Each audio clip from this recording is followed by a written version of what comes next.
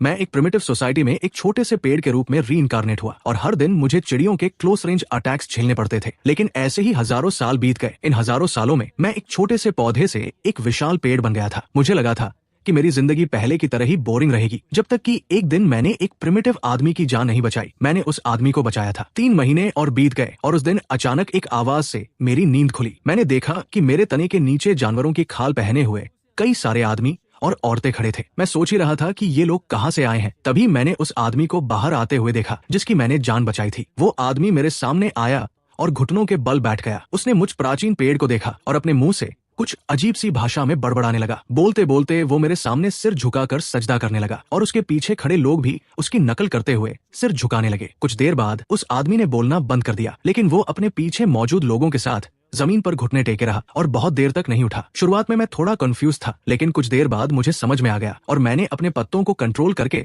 सरसराहट की आवाज निकाली। जब उन्होंने ये आवाज सुनी तो वे जमीन से खड़े हो गए और खुशी से जोर जोर से चिल्लाने लगे। हालांकि मैं उनकी भाषा नहीं समझ पा रहा था, लेकिन इस खुशी भरे माहौल ने मुझे भी खुश कर दिया था। इसके बाद उस ग्रुप ने मेरे तने के पास अपना कैंप लगा लिया और वहीं रहने लगे। मैंने अपने तने के आसपास रहने वाले इन लोगों को ऑब्जर्व करना शुरू कर दिया। ऐसा लग रहा था कि वो आदमी जिसे मैंने बचाया था वही इस ग्रुप का लीडर था। वो अक्सर कुछ आदमियों को साथ लेकर शिकार पर जाता था और जब भी वे शिकार करके ट्राइब में लौटते, वो आदमी शिकार का दिल निकाल कर मेरे तने के सामने रख देता था। पहले तो मुझे समझ नहीं आया कि वो क्या कर रहा है, लेकिन बाद में मैं समझ गया कि शायद ये कोई सैक्रिफाइस की रस्म थी और शिकार का दिल एक ऑफरिंग था। शायद इन प्रिमिटिव लोगों के मन में शिकार का दिल सबसे कीमती चीज होती थी, इसीलिए वे इसे मुझ प्राचीन पेड़ को बलि चढ़ाते थे। सैक्रिफाइस के बाद भी वे दिल को वापस नहीं ले जाते थे और उसे पेड़ की जड़ों के पास ही छोड़ देते थे। मेरा तना बहुत स्पेशल था, कोई भी कीड़ा मकोड़ा इसके पास नहीं आता था, इसलिए समय के साथ वे दिल सूख जाते थे। मुझे ये सूखे हुए दिल देखने में कुछ खास अच्छे नहीं लगते थे, इसलिए मैंने अपनी जड़ों को ऊपर की तरफ बढ़ने के लिए कंट्रोल किया और आखिरकार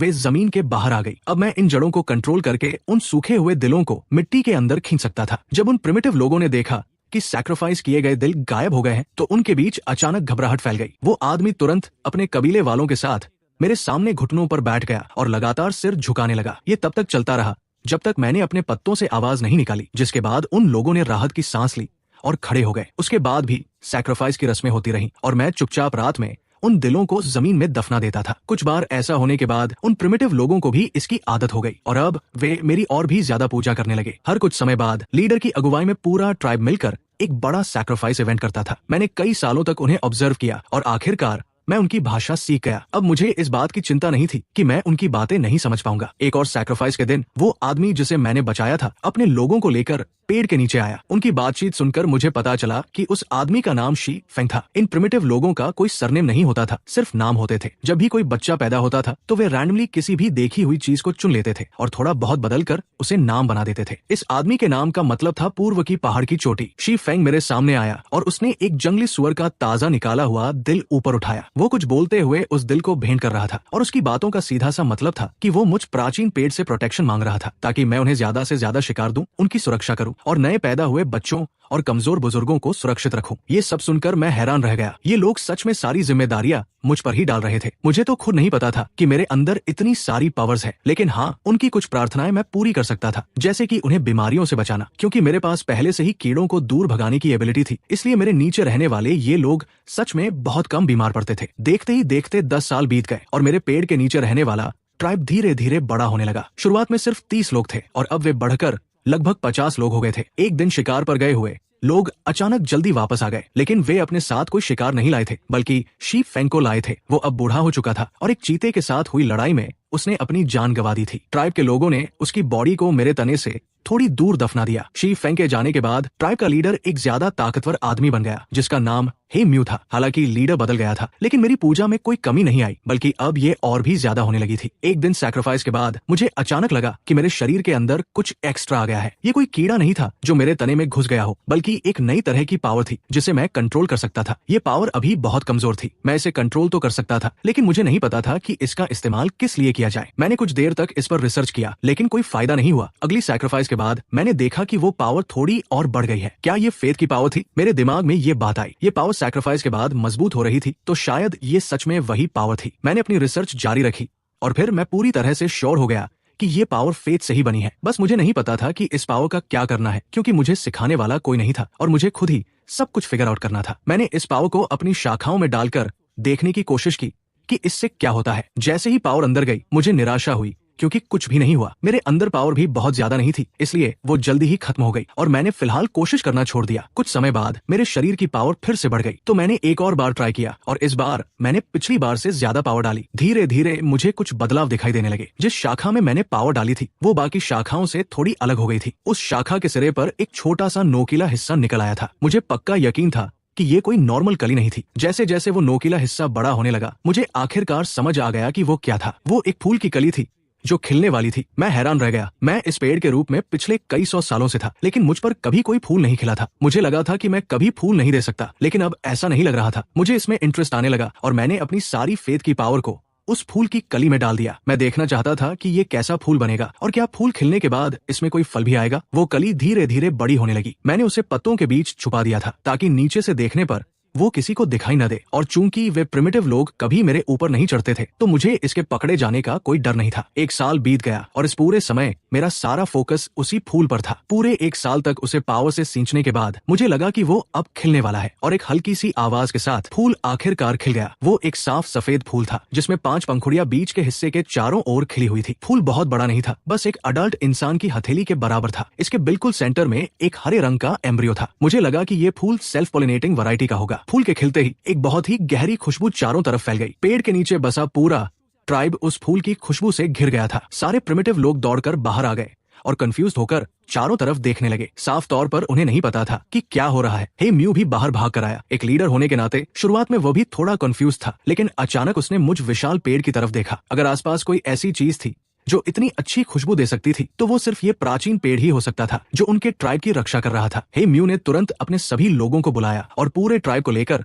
पेड़ के नीचे दौड़ आया। वे सब एक साथ घुटनों के बल बैठ गए और मुझ प्राचीन पेड़ की पूजा करने लगे। उसी पल मुझे महसूस हुआ कि मेरे शरीर में बहुत सारी नई पावर आ गई है। ये पावर पिछली किसी भी सैक्रिफाइस से मिलने वाली पावर से कहीं ज्यादा थी। मैंने अंदाजा लगाया कि ये पावर शायद इस बात पर डिपेंड करती थी कि ये लोग मुझे लेकर कितने डिवोटेड हैं। जितनी ज्यादा गहरी श्रद्धा से वे पूजा करेंगे, मुझे उतनी ही ज्यादा पावर मिलेगी। इन प्रिमिटिव लोगों के मन में ये गहरी खुशबू इस प्राचीन पेड़ का एक नया चमत्कार थी। मैंने इस नई मिली पावर को वापस उस फूल में डाल दिया, जिससे वो खुशबू अचानक और भी ज्यादा गहरी हो गई और जमीन पर बैठे वे प्रिमिटिव लोग और भी ज्यादा भक्ति के साथ मेरी पूजा करने लगे। अचानक भीड़ में मौजूद एक बूढ़े आदमी ने हैरानी से अपने दोनों हाथ ऊपर उठाए। उसने देखा कि उसकी हथेलियां जो पहले झुर्रियों से भरी हुई थी, अब धीरे धीरे लाल और स्वस्थ हो रही थी। सिर्फ यही नहीं, उसे महसूस हुआ कि उसकी फिजिकल स्ट्रेंथ भी धीरे धीरे वापस आ रही है और उसका कमजोर हो चुका शरीर फिर से जवान हो रहा है। जब उसे इस बात का एहसास हुआ तो वो जोर से चिल्लाया, प्राचीन पेड़ का चमत्कार, प्राचीन पेड़ का चमत्कार। हे म्यू ने भी जल्दी ही इस बदलाव को नोटिस किया। उसने पेड़ के सामने अपना सिर झुकाया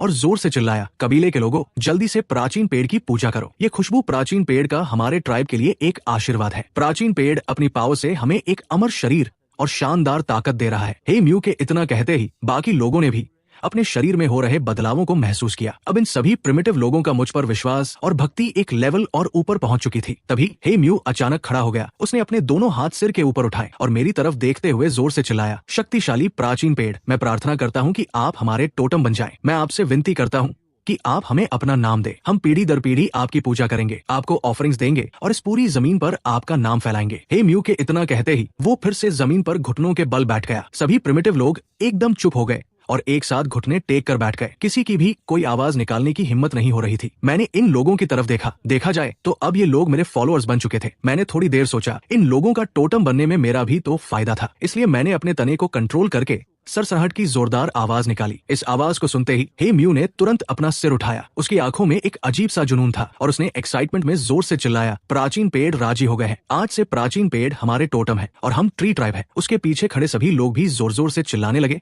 ट्री ट्राइब, ट्री ट्राइब। मुझे भी थोड़ी खुशी महसूस हुई। सैकड़ों सालों बाद आखिरकार मैंने थोड़ा नाम कमा लिया था। मैंने नई मिली पावर में से कुछ और हिस्सा फूल में डाल दिया, जिससे खुशबू की और भी लहरें फैलने लगी। मैं नीचे खड़े इन प्रिमिटिव लोगों में हो रहे बदलावों को भी देख रहा था। मेरे फूल की खुशबू के असर से इन सभी लोगों के शरीर में अलग अलग लेवल के बदलाव आए थे। बूढ़े थोड़े जवान हो गए थे, जवान लोग और ज्यादा ताकतवर हो गए थे। हालांकि बच्चों में कोई खास बदलाव नहीं दिख रहा था, लेकिन असल में उन पर भी असर पड़ा था। जब वे बड़े होंगे तो वे दूसरों के मुकाबले ज्यादा मजबूत, हेल्दी और होशियार होंगे। मैंने जल्दी ही फूल की खुशबू को फैलने से रोक लिया। मैं इन लोगों को यहाँ हमेशा के लिए रुकने नहीं दे सकता था, क्योंकि रोजमर्रा के काम भी तो जरूरी थे। जब सूरज ऊपर आया तो मैंने फूल को फिर से खोल दिया, लेकिन इस बार मैंने खुशबू को बस थोड़ा सा ही फैलने दिया। मैं इस बात का भी इंतजार कर रहा था कि ये फूल कब मुरझाएगा और इसमें से फल निकलेगा। मुझे इस बात की कोई चिंता नहीं थी कि इसमें फल नहीं आएगा, क्योंकि ये साफ था कि ये कोई नॉर्मल फूल नहीं था। इसे नेचर के रूल्स को फॉलो करने की कोई जरूरत नहीं थी। इसमें फल तो पक्का आएगा। लेकिन ठीक उसी समय मुझे दूर से आती हुई एक भिनभिनाहट की आवाज सुनाई दी,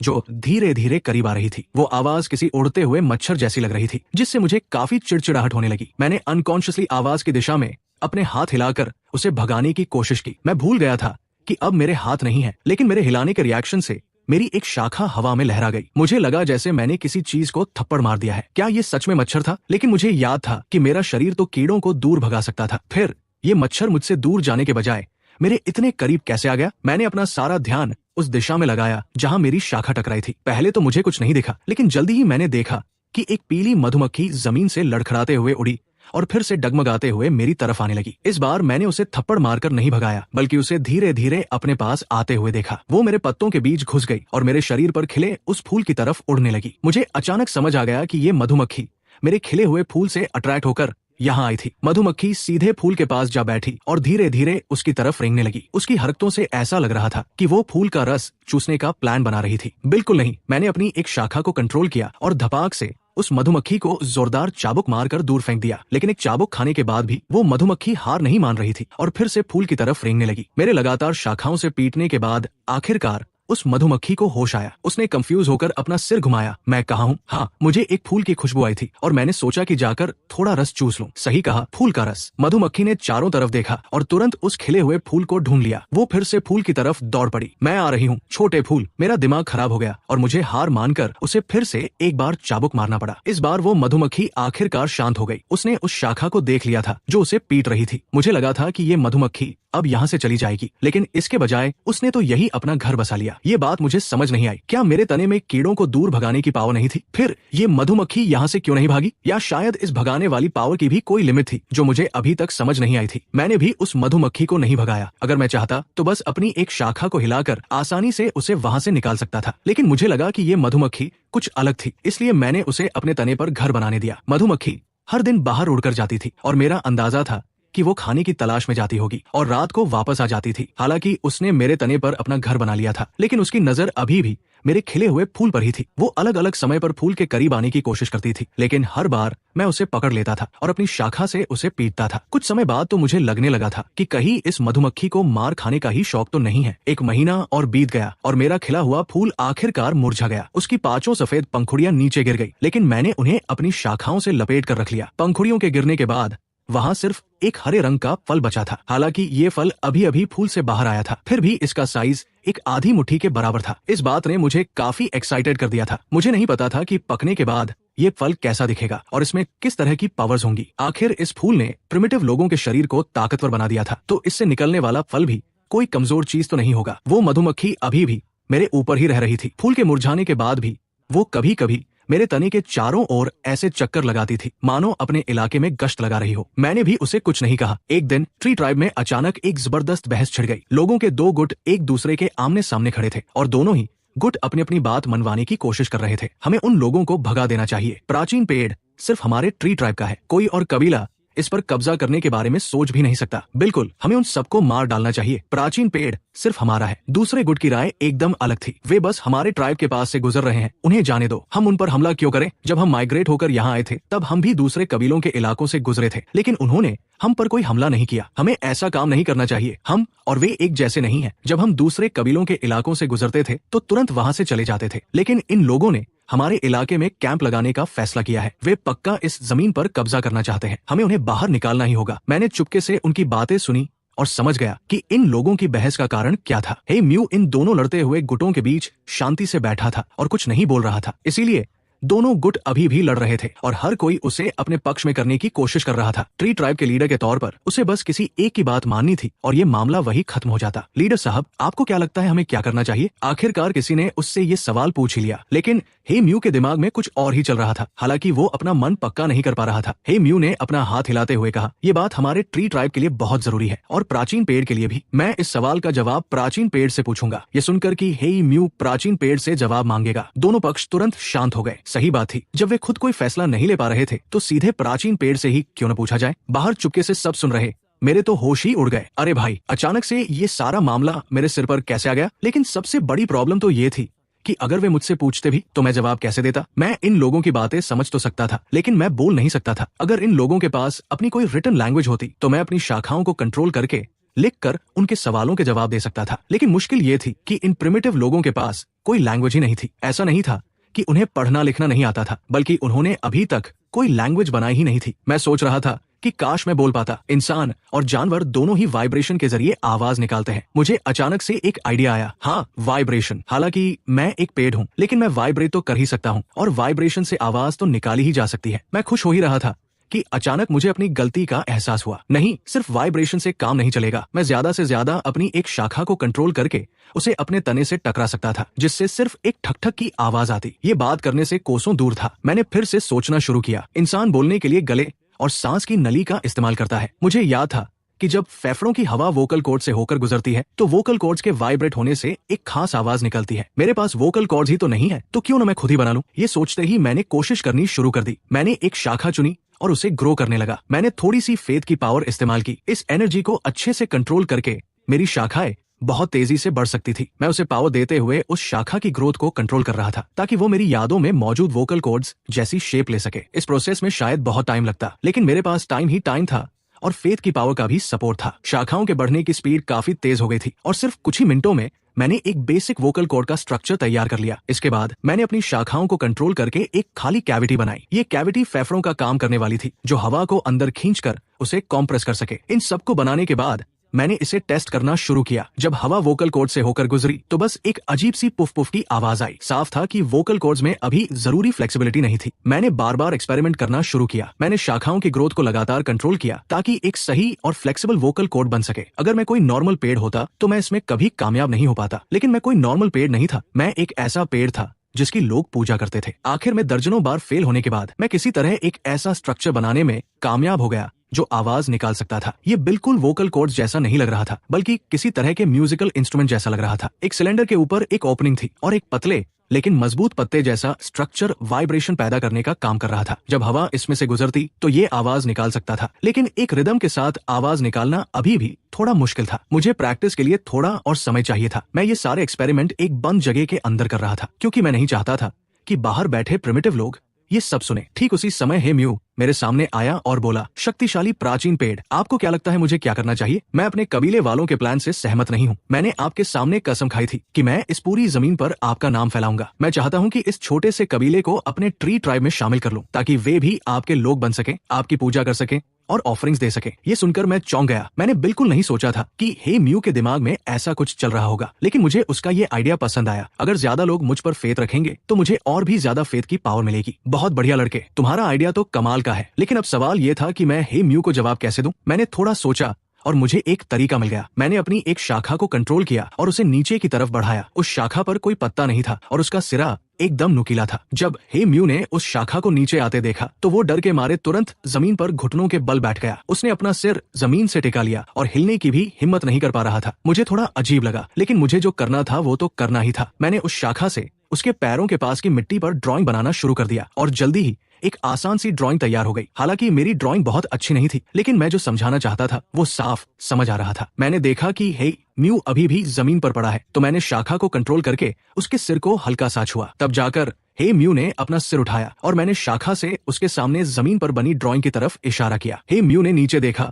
और तुरंत समझ गया। उसने वो एब्स्ट्रैक्ट सी ड्राइंग देखी जिसमें एक बड़ा पेड़ बना हुआ था, जो जाहिर तौर पर मैं था, और उस बड़े पेड़ के नीचे छोटे छोटे लोगों का एक ग्रुप उस पेड़ के सामने झुककर पूजा कर रहा था। हे म्यू एक ही बार में ड्राइंग का मतलब समझ गया। उसने फिर से मेरे सामने अपना सिर झुकाया। प्राचीन पेड़, मैं समझ गया मुझे क्या करना है। मैं उस छोटे कबीले को वापस लाऊंगा और उनसे भी आपकी पूजा करवाऊंगा। हे म्यू की बात सुनकर मैंने संतुष्टि से अपने पत्ते हिला दिए। हे म्यू को अपना जवाब मिल चुका था और वो तुरंत अपने घर लौट गया। उसने जल्दी से अपने सभी कबीले वालों को बुलाया और उन्हें प्राचीन पेड़ का दिया हुआ जवाब बताया। शुरुआत में कुछ लोग हे म्यू की बात से सहमत नहीं थे, लेकिन जब उन्होंने सुना कि प्राचीन पेड़ भी यही चाहते हैं तो उन्होंने तुरंत अपना मन बदल लिया। मैंने हे म्यू को अपने लोगों के साथ कबीले से बाहर जाते हुए देखा। पक्का वे उस नए आए हुए कबीले को ढूंढने जा रहे थे। बस ये नहीं पता था कि उनका ये सफर बिना किसी रुकावट के पूरा होगा या नहीं। हे म्यू चाहता था कि दूसरे लोग भी मुझ विशाल पेड़ में अपना फेथ रखें, लेकिन दूसरे लोग बस एक बार कहने पर तो मान नहीं जाएंगे। इस बीच शायद उनके बीच लड़ाई भी हो सकती थी, लेकिन मेरा ध्यान इन सब बातों पर नहीं था। मेरी सारी एनर्जी तो बस वो आवाज निकालने वाला ऑर्गन बनाने पर लगी हुई थी। बार बार कोशिश करने के बाद मैंने कई अलग अलग तरह के साउंड प्रोड्यूसिंग स्ट्रक्चर्स बना लिए। कुछ मेरी पिछली जिंदगी के म्यूजिकल इंस्ट्रूमेंट्स जैसे थे, जैसे बांसुरी वगैरह। हालांकि वे आवाज तो निकाल सकते थे, लेकिन बातचीत करने के लिए सही नहीं थे। कुछ कीड़ों के साउंड ऑर्गन्स जैसे थे। ये आइडिया मुझे अपने ऊपर रहने वाली उस मधुमक्खी को देखकर मिला था। इनसे भी आवाज निकल सकती थी, लेकिन ये भी इंसानों के साथ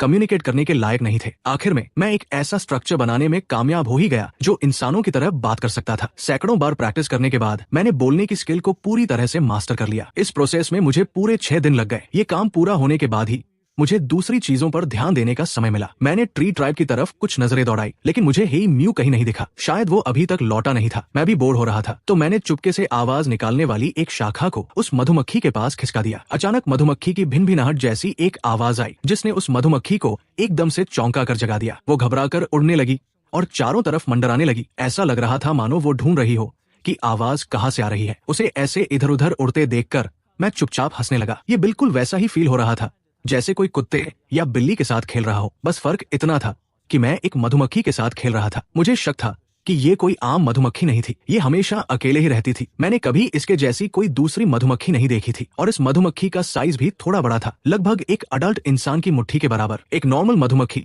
तो पक्का इतनी बड़ी नहीं हो सकती। अच्छी बात यह थी कि मुझ प्राचीन पेड़ का साइज इतना बड़ा था कि ये पेड़ के अंदर आराम से छिप सकती थी और इसे ढूंढना मुश्किल था। इसके अलावा मैं भी इसे उन प्रिमिटिव लोगों के सामने आने से रोक लेता था, इसलिए ट्री ट्राइब के किसी भी इंसान ने इसे कभी नहीं देखा। 2 दिन और बीत गए और हे म्यू अपने लोगों को लेकर वापस आ गया, लेकिन वो सिर्फ अपने कबीले वालों को ही वापस लाया था। उसके साथ कोई और नहीं था। मैं समझ गया कि वो पक्का हार कर आया है, लेकिन क्या वो कबीला बहुत छोटा नहीं था जो हे म्यू को टक्कर दे सके? मुझे पूरा यकीन था कि मेरी दी हुई पावर से ट्री ट्राइब के लोगों की स्ट्रेंथ नॉर्मल प्रिमिटिव लोगों से बहुत ज्यादा हो गई थी। इसके बावजूद हे म्यू कामयाब नहीं हो सका। इस बात ने मेरे मन में ये जानने की क्यूरियोसिटी पैदा कर दी कि आखिर वो कबीला कैसा था। जल्दी ही हे म्यू उस कबीले की पूरी इन्फॉर्मेशन लेकर मेरे पास आया। प्राचीन पेड़, मुझ में ही कमी थी। मैं उस छोटे कबीले को वापस नहीं ला सका। मैंने अचानक बोलना शुरू किया, कोई बात नहीं, मुझे उस कबीले के बारे में पूरी डिटेल बताओ। हे म्यू का चेहरा डर के मारे पीला पड़ गया। उसने इधर उधर देखा, लेकिन उसे समझ नहीं आया कि कौन बात कर रहा है। ढूंढने की जरूरत नहीं है, मैं तुम्हारे सामने ही हूँ। मैं ही वो प्राचीन पेड़ हूँ। हे म्यू शॉक रह गया। उसकी आंखें फटी की फटी रह गई और फिर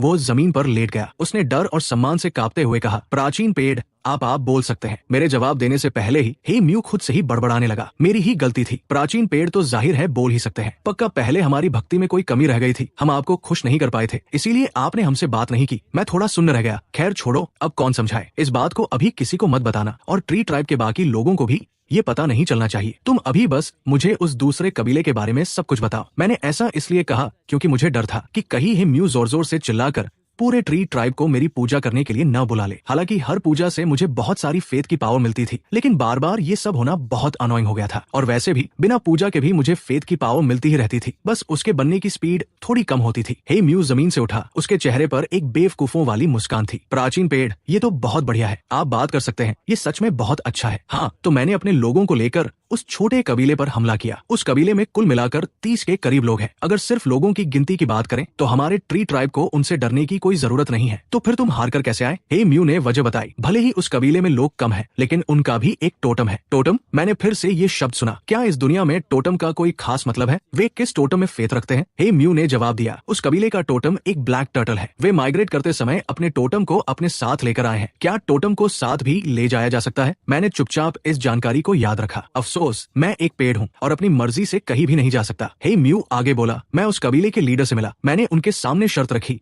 कि वे आपको यानी प्राचीन पेड़ को ऑफरिंग्स दे। लेकिन उस लीडर ने जवाब दिया कि वे सिर्फ अपने टोटम की ही पूजा करेंगे। फिर वो मुझे अपने टोटम से मिलाने ले गया, जो कि एक काले रंग का कछुआ था, करीब मेरे हाथ जितना बड़ा। हे म्यू ने अपने हाथों से इशारा करते हुए बताया। तो मैंने उनके सामने एक और शर्त रखी, अगर वे आपको अपना प्राचीन पेड़ मानकर ऑफरिंग्स नहीं देंगे तो उन्हें ये जमीन छोड़कर जाना होगा। मैंने चुपचाप अपना सिर हिलाया और हे म्यू की बात सुनता रहा। लेकिन उस लीडर ने कहा कि ये जमीन बहुत उपजाऊ है और वे इसे इतनी आसानी से नहीं छोड़ेंगे। वे इस जमीन पर हक के लिए जंग लड़ने को तैयार थे। मैंने तुरंत हाँ कर दी और कहा कि हम अभी लड़ेंगे। मैंने अंदाजा लगाया कि ये लड़ाई पक्का हे म्यू और उसके लोग हार गए होंगे, वरना वे खाली हाथ वापस नहीं लौटते। लेकिन हे म्यू का जवाब मेरे अंदाजे से थोड़ा अलग था। हम ट्री ट्राइब वालों को आपके आशीर्वाद से ताकतवर शरीर मिला है, लेकिन ब्लैक टर्टल ट्राइब के लोगों को भी उस काले कछुए का आशीर्वाद मिला है, जिसने उन्हें शानदार डिफेंस दिया है। मैंने उनके लीडर आओ शान के साथ लड़ाई की, लेकिन मैं किसी भी तरह से उसका डिफेंस नहीं तोड़ पाया। हालांकि आओ शान भी मुझे नहीं हरा सका। इसलिए मैंने पहले कबीले लौटने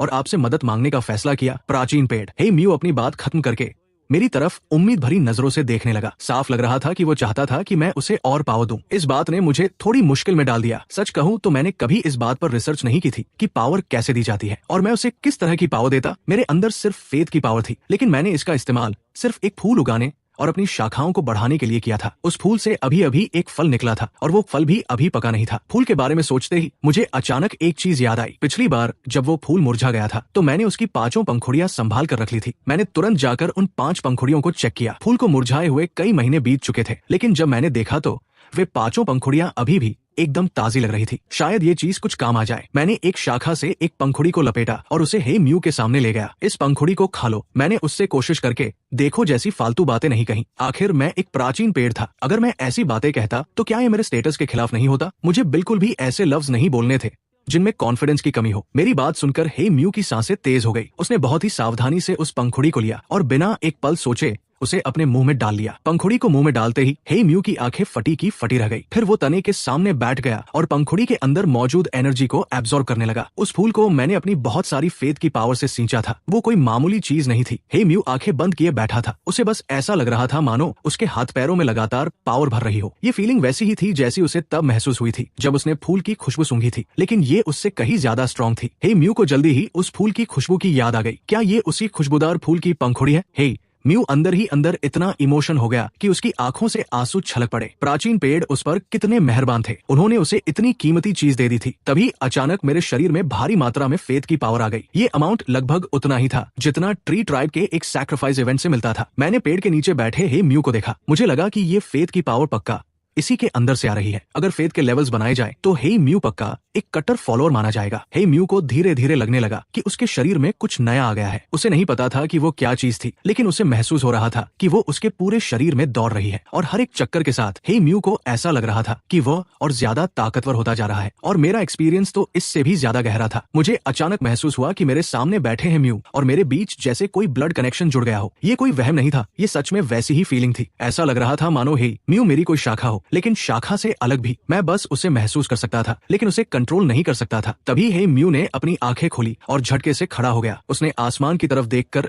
इतनी जोर से दहाड़ मारी कि मैं डर के मारे कांप उठा और मेरे पूरे पेड़ के पत्तों से सरसराहट की आवाज आने लगी। उसके बाद मैंने देखा कि हे म्यू के शरीर के चारों ओर एक हल्के हरे रंग की धुंध छा गई थी। उस धुंध ने उसके पूरे शरीर को घेर लिया था और धीरे धीरे उसके शरीर पर एक बड़े पेड़ का रूप ले रही थी। ये पेड़ मेरे विशाल शरीर से काफी मिलता जुलता था। दहाड़ने के बाद हे म्यू ने खुद भी अपने शरीर में आए इस बदलाव को नोटिस किया। तभी ट्री ट्राइब के सभी लोग उसकी आवाज सुनकर बाहर दौड़ आए। वे लकड़ी के डंडों और पत्थर के भालों जैसे हथियारों के साथ प्राचीन पेड़ के पास दौड़े चले आए और वहां आकर उन्होंने हे म्यू को देखा, जिसके शरीर से हरी रोशनी निकल रही थी। लीडर, ये आपको क्या हो गया है? हे म्यू ने अपनी मुट्ठियां भींची। उसे बस अपने अंदर पावर का समंदर महसूस हो रहा था। हे म्यू जोर जोर से हंसने लगा, फिर अपनी हंसी रोककर मेरे सामने घुटनों के बल बैठ गया। मुझे ये शक्ति देने के लिए आपका बहुत बहुत धन्यवाद प्राचीन पेड़। मैं ब्लैक टर्टल ट्राइब को पक्का हरा कर उन्हें यहाँ वापस लाऊंगा। तब जाकर लोगों को समझ में आया कि ये सब मेरी वजह से हुआ है। ट्री ट्राइब के सभी लोग प्राचीन पेड़ की तरफ मुड़े, लेकिन मैं अब उन्हें कोई और पंखुड़ी देने वाला नहीं था। मेरे पास सिर्फ 4 ही पंखुड़ियां बची थी। जहां तक बात फिर से फूल उगाने की थी, तो मेरा अभी ऐसा कोई इरादा नहीं था। सच कहूँ तो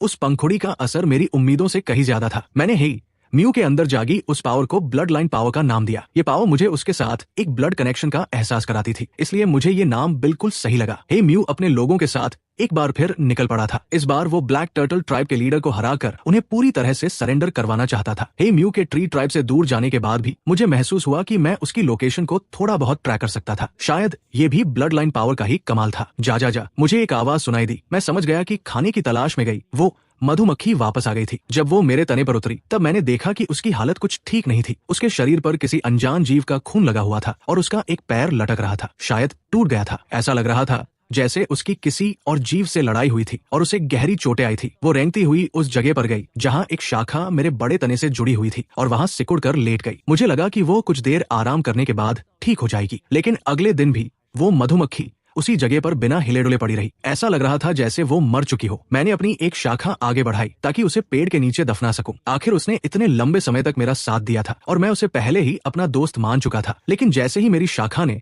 उस मधुमक्खी के शरीर को छुआ, उसका एक पैर हल्का सा कांप उठा। उसने बड़ी मुश्किल से अपना सिर उठाया और अपनी तरफ आती उस शाखा को देखा। मुझे अचानक उसके इमोशंस फील होने लगे। वो मुझसे मदद मांग रही थी। वो कह रही थी कि वो इस तरह मरना नहीं चाहती, वो अभी और जीना चाहती है। अगर मैं उसे बचा लूं तो वो मेरे लिए कुछ भी करने को तैयार थी। मैंने बिना सोचे हाँ कर दी, लेकिन उसे बचाना कैसे था, ये मेरे लिए एक नई मुश्किल बन गई। मेरे पास किसी की जान बचाने का कोई तरीका नहीं था। बस ट्राई करने के इरादे से मैंने अपने शरीर की फेथ की पावर को शाखाओं के जरिए मधुमक्खी के अंदर डाल दिया। वो पावर बड़ी आसानी से मधुमक्खी के शरीर में चली गई, लेकिन उसका कोई असर नहीं हुआ। उसकी हालत अभी भी मरने जैसी ही थी। ऐसा लग रहा था कि फेथ की पावर काम नहीं कर रही थी। तो मैं कोई और तरीका सोचने लगा। मुझे अपने उगाए हुए उस फूल की याद आई। उस फूल की खुशबू से लोग फिर से जवान हो गए थे। शायद वो चोट भी ठीक कर सकती थी। मैंने अपनी फेथ की पावर का इस्तेमाल करके एक बहुत ही छोटी सी कली उगाई जो बस किसी के आधे नाखून के बराबर थी। चूंकि फूल बहुत छोटा था इसलिए मुझे ज्यादा मेहनत नहीं करनी पड़ी और बहुत कम फेथ की पावर में ही वो खिल गया। उस फूल से एक हल्की सी खुशबू बाहर आई। उस खुशबू को सूंघने के बाद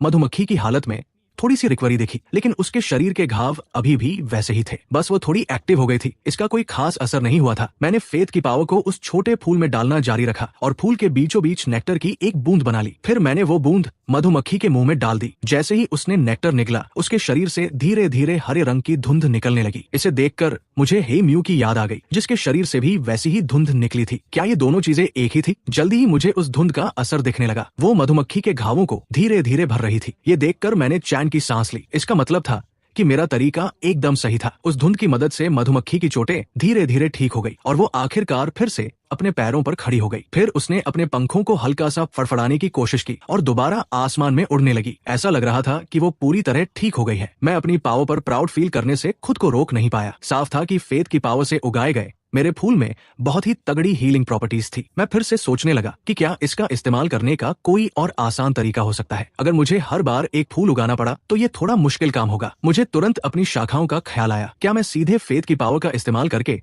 कोई हीलिंग इफेक्ट वाली शाखा बना सकता हूँ? मैंने तुरंत ट्राई करना शुरू कर दिया। जल्दी ही एक बिना पत्तों वाली शाखा के सिरे पर हरे रंग की लिक्विड की एक बूंद निकल आई। मैंने मधुमक्खी को एक शाखा पर आराम करते हुए देखा तो उसे अपने पास बुलाया ताकि उस पर एक्सपेरिमेंट कर सकूं। मैंने वो लिक्विड मधुमक्खी को खिला दिया। इसे खाने के बाद उसके शरीर से सच में वैसी ही धुंध निकलने लगी। साफ था कि शाखा के उस रस का असर नेक्टर जैसा ही था। अपना जवाब पाकर मैं खुशी से उछल पड़ा। ये एबिलिटी मैंने खुद डेवलप की थी। अब मैं एक हीलर की तरह काम कर सकता था, लोगों की जान बचाने वाला एक महान पेड़। अपनी एक्साइटमेंट के बाद मैंने नोटिस किया कि मेरा और मधुमक्खी का कनेक्शन और भी गहरा हो गया था। ये फीलिंग हे म्यू के साथ होने वाले ब्लड लाइन कनेक्शन से अलग थी। मैंने पाया कि मैं उस मधुमक्खी के साथ टेलीपैथी के जरिए बात कर सकता था। हालांकि मधुमक्खी बोल नहीं सकती थी और हमेशा बस भिनभिनाती रहती थी, लेकिन मैं उसका मतलब समझ जाता था। बढ़िया, आज से तुम मेरे अंडर काम करोगी। तुम्हारा काम होगा आसपास की सिक्योरिटी और पेट्रोलिंग देखना। जा जा जा। जो हुक्म। प्राचीन पेड़। मुझे प्राचीन पेड़ मत बुलाओ। आज से मुझे बॉस बुलाना। बॉस, शायद तुम्हारा कोई नाम नहीं है। आज से तुम्हारा नाम जिन फेंग होगा। कमाल है, मेरा भी एक नाम है। आज से मैं जिन फेंग हूँ। मैंने उस छोटी मधुमक्खी को एक नाम दिया और उसे अपना सबॉर्डिनेट बना लिया। जिन फेंग, तुम्हारे पास क्या स्किल्स है? बॉस, मुझे बस चीजों को चबाना आता है। मेरे जबड़े बहुत स्ट्रांग हैं। मैं बहुत सारी चीजों को काट सकता हूँ। ये कोई खास स्किल तो नहीं लगी। मैंने सोचा इस तरह तो काम नहीं चलेगा। जिन फेंग, वो पेड़ का रस खाने के बाद क्या तुम्हें अपने अंदर कोई अजीब सी पावर महसूस हुई? मैं देखना चाहता था कि क्या मैं जिन फेंग को भी ब्लड लाइन पावर सिखा सकता हूँ। इससे शायद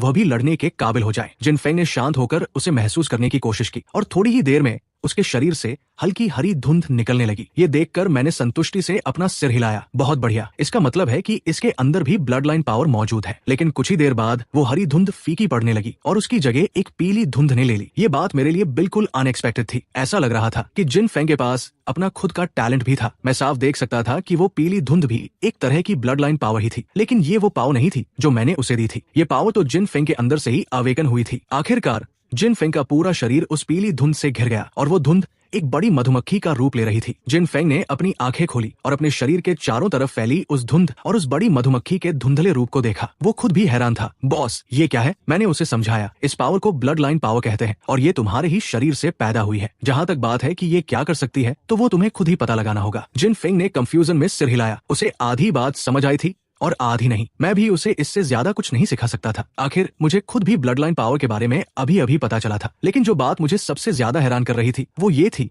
कि जिन फेंग अपनी खुद की ब्लड लाइन पावर को कैसे अवेकन कर पाया, जबकि हे म्यू ऐसा नहीं कर पाया था। हे म्यू के शरीर पर तो साफ साफ मेरे बड़े पेड़ का ही रूप दिखा था, लेकिन जिन फेंग के आसपास तो उसकी खुद की मधुमक्खी जैसी शेप बनी थी। मैं फिलहाल यही अंदाजा लगा सकता था कि शायद इंसानों का शरीर थोड़ा अलग होता है। मुझे इस पर अभी और रिसर्च करने की जरूरत थी। जिन फेंग ने अपनी पावर वापस अंदर खींच ली। बॉस, मैं थोड़ी देर के लिए बाहर जाना चाहता हूँ। मैंने पूछा, खाने की तलाश में जा रहे हो? जाओ, अब से तुम पहले की तरह ही रहना। जब भी मुझे तुम्हारी जरूरत होगी मैं तुम्हें बुला लूंगा। जिन फेंग भिनभिनाते हुए उड़ा। बॉस, दरअसल मैं बदला लेने जाना चाहता हूँ। कल जब मैं खाने की तलाश में था तो मुझे एक सांप मिला था। वो मेरा खाना छीनना चाहता था तो मेरी उससे लड़ाई हो गई और मैं हार गया। ये सुनकर मैं चौंक गया। एक मिनट, तुम एक सांप के साथ खाने के लिए लड़ रहे थे? तुम रोज खाते क्या हो? जिन फेंग ने कहा, मैं बहुत कुछ खाता हूँ, जैसे नेक्टर, फल, कीड़े मकोड़े, मुझे जो भी मिल जाए मैं खा लेता हूँ। क्या बात है, मुझे लगा था कि ये बस फूलों का रस पीने वाली एक छोटी सी मधुमक्खी है। मुझे नहीं पता था कि ये मीट भी खाती है। हालांकि गोश्त खाने वाली मधुमक्खियां सच में होती है, जैसे ततैया, हॉर्नेट और किलर बीज भी कीड़े खाती है। मुझे समझ आ गया कि मैंने जिन फेंग को समझने में गलती कर दी थी, लेकिन बात बस इतनी ही थी। मैंने जिन फेंग को सावधान रहने के लिए कहा। आखिर उसका दुश्मन एक सांप था। एक मधुमक्खी के लिए उससे निपटना पक्का मुश्किल होगा और वैसे भी एक दिन बीत चुका है। वो सांप अब तक वहाँ से भाग गया होगा। लेकिन जिन फेंग ने कहा, बॉस, वो कहीं नहीं भागेगा। वहाँ एक बहुत बड़ा कबीला है और वहाँ के लोग सांप पालते हैं। वो सांप भी उन्हीं में से किसी एक ने पाला हुआ था। एक और कबीला। मैं तुरंत जिन फेंग की बातों में छुपी इन्फॉर्मेशन समझ गया। ये बहुत ही जरूरी खबर थी। मैंने थोड़ी देर सोचा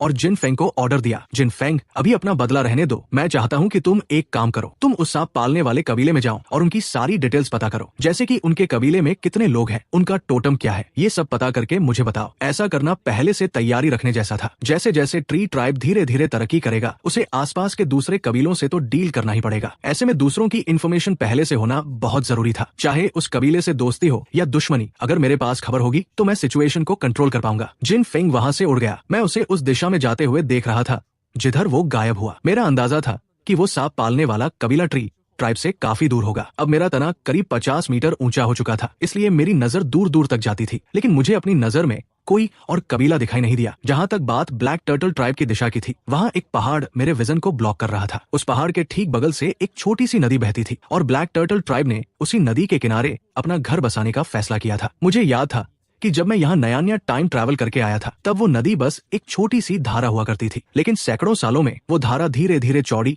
और गहरी हो गई और अब वो एक छोटी नदी बन गई है। दूसरी तरफ हे म्यू अपने कबीले के साथ ब्लैक टर्टल ट्राइब पहुंच चुका था। ब्लैक टर्टल ट्राइब बहुत बड़ा नहीं था। वे लकड़ी और घास से बने छोटे और निचले घरों में रहते थे। जब उन्होंने हे म्यू और उसके लोगों को देखा तो उन्होंने तुरंत अपने पूरे कबीले को इकट्ठा कर लिया। सारे आदमियों ने अपने हथियार उठा लिए, जबकि औरतें बच्चों को बचाने लगी। जहाँ तक बात बुजुर्गों की है, ब्लैक टर्टल ट्राइब एक लंबी जर्नी से आया था और उनके सारे बुजुर्ग रास्ते में ही मारे गए थे। हे म्यू बिना किसी डर के ब्लैक टर्टल ट्राइब के लोगों के सामने खड़ा था। उसने ब्लैक टर्टल ट्राइब की तरफ देखकर जोर से दहाड़ा, आओ शान, मैं वापस आ गया हूँ। पिछली बार हमारी लड़ाई का कोई रिजल्ट नहीं निकला था, लेकिन इस बार मैं तुम्हें पक्का हराऊंगा और तुम सबको प्राचीन पेड़ का फॉलोअर बनाऊंगा। हे म्यू ने जिसे आवाज लगाई थी वो ब्लैक टर्टल ट्राइब का लीडर था। आओ शान गुस्से से लाल चेहरे के साथ बाहर आया। हे म्यू, तुम बहुत ज्यादा उड़ रहे हो। पिछली लड़ाई से ही साबित हो गया था कि हमारे ब्लैक टर्टल उस प्राचीन पेड़ से किसी भी मामले में कम नहीं है जिसकी तुम बात करते हो। हम अपने ब्लैक टर्टल की पूजा करना कभी नहीं छोड़ेंगे। हे म्यू ने एक ठंडी आवाज में गुर्राते हुए कहा, पिछली बार बस एक इत्तेफाक था। आओ इस बार मैं तुम्हें दिखाऊंगा कि प्राचीन पेड़ की असली ताकत क्या है। दोनों ने एक दूसरे को घूरा। ट्री ट्राइब और ब्लैक टर्टल ट्राइब के लोगों ने मिलकर एक गोल दायरा बना लिया जो उनके बीच की लड़ाई का मैदान बन गया। दोनों के हाथों में पत्थर के भाले थे और वे मैदान के बीच खड़े होकर एक दूसरे को घूर रहे थे। आओ शान ने जोर से दहाड़ते हुए पहले हमला कर दिया। हे म्यू ने भी एक कदम आगे बढ़ाया और उस पर झपट पड़ा। हवा में दोनों के भाले आपस में टकराए। दोनों एक एक कदम पीछे हटे, लेकिन तुरंत फिर से आगे बढ़कर एक दूसरे पर हमला करने लगे। दोनों लगातार एक दूसरे पर वार कर रहे थे। मैदान में कोई किसी से कम नहीं लग रहा था। हे म्यू की फिजिकल स्ट्रेंथ बहुत ही शानदार थी। लंबे समय तक लड़ने के बाद भी उसके चेहरे पर जरा सी भी थकान नहीं थी। वहीं दूसरी तरफ आओ शान धीरे धीरे कमजोर पड़ने लगा था, लेकिन उसका पूरा शरीर कछुए के खोल की तरह सख्त था। जब हे म्यू का भाला उसके हाथ को छीलते हुए निकलता तो वो बस एक हल्का सा निशान ही छोड़ पाता। भले ही आओ शान कमजोर पड़ रहा था, लेकिन वो अपने सख्त शरीर के दम पर हे म्यू के हमलों को रोक सकता था। पिछली लड़ाई में भी ऐसा ही हुआ था। दोनों तब तक लड़ते रहे जब तक कि वे पूरी तरह से थक नहीं गए। हे म्यू समझ गया था कि मेरी दी हुई पावर का इस्तेमाल किए बिना आओ शान को हराना नामुमकिन है। उसने अपने शरीर के अंदर मौजूद पावर को जगाना शुरू किया। वो पावर उसकी पूरी बॉडी और नसों से निकलकर उसके शरीर में खून की एक नदी की तरह बहने लगी। हे म्यू ने अपने दोनों हाथों को जोर से झटका, जिससे एक वाइब्रेशन वाली आवाज पैदा हुई और सिर्फ इसी झटके से आओ शान उड़ता हुआ पीछे जा गिरा। आओ शान ने किसी तरह खुद को संभाला और जैसे ही उसने सिर उठाया, उसने एक हैरान कर देने वाला नजारा देखा। हे म्यू के शरीर से हरी रोशनी निकल रही थी जो धीरे धीरे एक बड़े पेड़ का रूप लेकर उसके पूरे शरीर को घेर रही थी। हाँ, आ जाओ, इस बार मैं भी देखता हूँ कि तुम कैसे बचते हो। हे म्यू ने अपना भाला पकड़ा और अपने पैर जोर से जमीन पर पटके, जिससे जमीन में एक छोटा सा गड्ढा बन गया और वो पूरी रफ्तार से आगे बढ़ा। आओ शान ने हे म्यू के हमले को रोकने के लिए जल्दी से अपना भाला आगे कर दिया। हे म्यू हवा में उछला और अपनी पूरी ताकत अपने भाले पर लगा दी। उसका भाला आओ शान की तरफ पूरी ताकत से गिरा। आओ शान का भाला एक ही झटके में टूट गया और फिर हे म्यू का भाला सीधे आओ शान के शरीर पर जोर से लगा। आओ शान भाले की चोट से हवा में उड़ गया और उसने हवा में ही खून की एक बड़ी उल्टी कर दी। लीडर ब्लैक टर्टल ट्राइब के लोग चीख पड़े। उनके चेहरों पर खौफ साफ दिख रहा था। वे दौड़कर जमीन पर गिरे हुए आओ शान के पास गए और उसे उठाया। आओ शान के मुंह से खून बह रहा था। पूरे शरीर में हो रहे भयानक दर्द को सहते हुए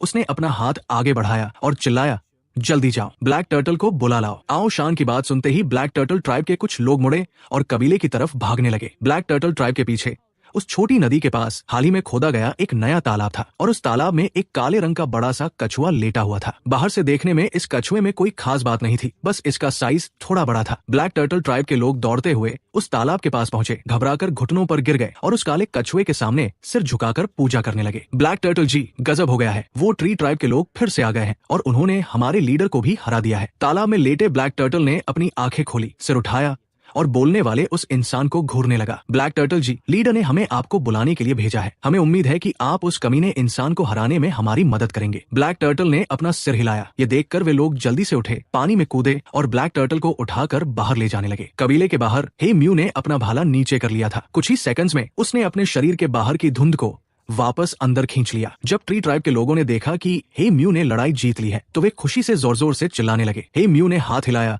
और ऊंची आवाज में कहा, ये सब प्राचीन पेड़ की ताकत का कमाल है। प्राचीन पेड़, प्राचीन पेड़। हे म्यू ने भी कुछ देर तक उनके साथ नारे लगाए और फिर ब्लैक टर्टल ट्राइब की तरफ बढ़ा। तुम लोग हार गए हो, हमारी शर्त के मुताबिक तुम्हें अब हमारे साथ चलना होगा। प्राचीन पेड़ को ऑफरिंग्स देनी होंगी और आज से उन्हीं को अपना देवता मानना होगा। आओ शान अपने लोगों के सहारे हे म्यू के सामने आकर खड़ा हो गया। ये मामला यही खत्म नहीं होगा, हमारे पास अभी भी हमारे ब्लैक टर्टल जी है। हे म्यू गुस्से से लाल हो गया। तुम्हारी हिम्मत कैसे हुई अपनी शर्त तोड़ने की? ब्लैक टर्टल ट्राइब के सभी लोगों ने हे म्यू की तरफ अपने हथियार उठा लिए। ये देखकर ट्री ट्राइब के लोग भी हमला करने के लिए आगे बढ़े, लेकिन किस्मत से हे म्यू ने अपने लोगों को रोक लिया, वरना दोनों कबीलों के बीच एक भयानक जंग छिड़ जाती। हे म्यू का चेहरा गुस्से से काला पड़ गया था। मैं तुम्हें आखिरी मौका दे रहा हूँ, हमारे साथ वापस चलो। ठीक उसी समय ब्लैक टर्टल को उठाने वाले वे लोग भीड़ को चीरते हुए आगे आए। काले रंग के बड़े कछुए को देखते ही आओ शान जोर से चिल्लाया, ब्लैक टर्टल जी, इस ताकतवर दुश्मन को भगाने में हमारी मदद कीजिए। हे म्यू तुरंत अलर्ट हो गया और उसके शरीर से एक बार फिर धुंध निकलने लगी, लेकिन तभी उस बड़े काले कछुए ने अचानक अपना मुंह खोला और आओ शान के हाथ पर जोर से काट लिया। आओ शान दर्द से चीख पड़ा। कछुए को उठाने वाले लोगों ने घबराहट में अपने हाथ ढीले कर दिए और वो बड़ा कछुआ सीधे जमीन पर जा गिरा और फिर सब लोगों की हैरान नजरों के सामने वो बड़ा कछुआ बिना पीछे मुड़े वहां से रेंगते हुए भाग गया। ब्लैक टर्टल को भागते हुए देखकर आओ शान जल्दी से चिल्लाया, जल्दी जाओ, ब्लैक टर्टल जी को वापस लाओ। हे म्यू का चेहरा और भी भयानक हो गया। उसने तुरंत हाथ हिलाते हुए ऑर्डर दिया, उन्हें रोको। ट्री ट्राइब के लोग उसी पल ब्लैक टर्टल ट्राइब वालों से भिड़ गए और वो बड़ा काला कछुआ हे म्यू की आंखों के सामने उस छोटी नदी के पास गया, उसमें छलांग लगाई और गायब हो गया। जल्द ही ब्लैक टर्टल ट्राइब के सभी लोगों को हे म्यू और उसके आदमियों ने पकड़ लिया। मौत की कगार पर पहुंच चुके आओ शान के सामने खड़े होकर हे म्यू घमंड से हंसने लगा। तुमने खुद भी नहीं सोचा होगा ना कि जिस टोटम की तुम पूजा करते हो वो खुद ही तुम्हें छोड़कर भाग जाएगा। आज के बाद ब्लैक टर्टल ट्राइब का नामो निशान मिट जाएगा। आओ शान के मुंह से खून की उल्टी हुई, उसकी आंखों की चमक गायब हो गई और उसने अपनी आखिरी सांस ली। वो पूरी तरह से मर चुका था। हे म्यू ने आओ शान की लाश को एक जगह ढूंढकर दफना दिया और फिर ब्लैक टर्टल ट्राइब के बचे हुए लोगों को लेकर वापस लौट गया। मैंने दूर से ही हे म्यू और उसके लोगों को जीत का जश्न मनाते हुए लौटते देखा। उनके साथ वे प्रिमिटिव लोग भी अपने परिवारों के साथ आ रहे थे जो साफ तौर पर ब्लैक टर्टल ट्राइब के ही थे। लेकिन अब से इन लोगों का नाम बदल दिया जाएगा। वे ट्री ट्राइब में शामिल हो जाएंगे। हालांकि इस प्रोसेस में अभी थोड़ा समय लगेगा।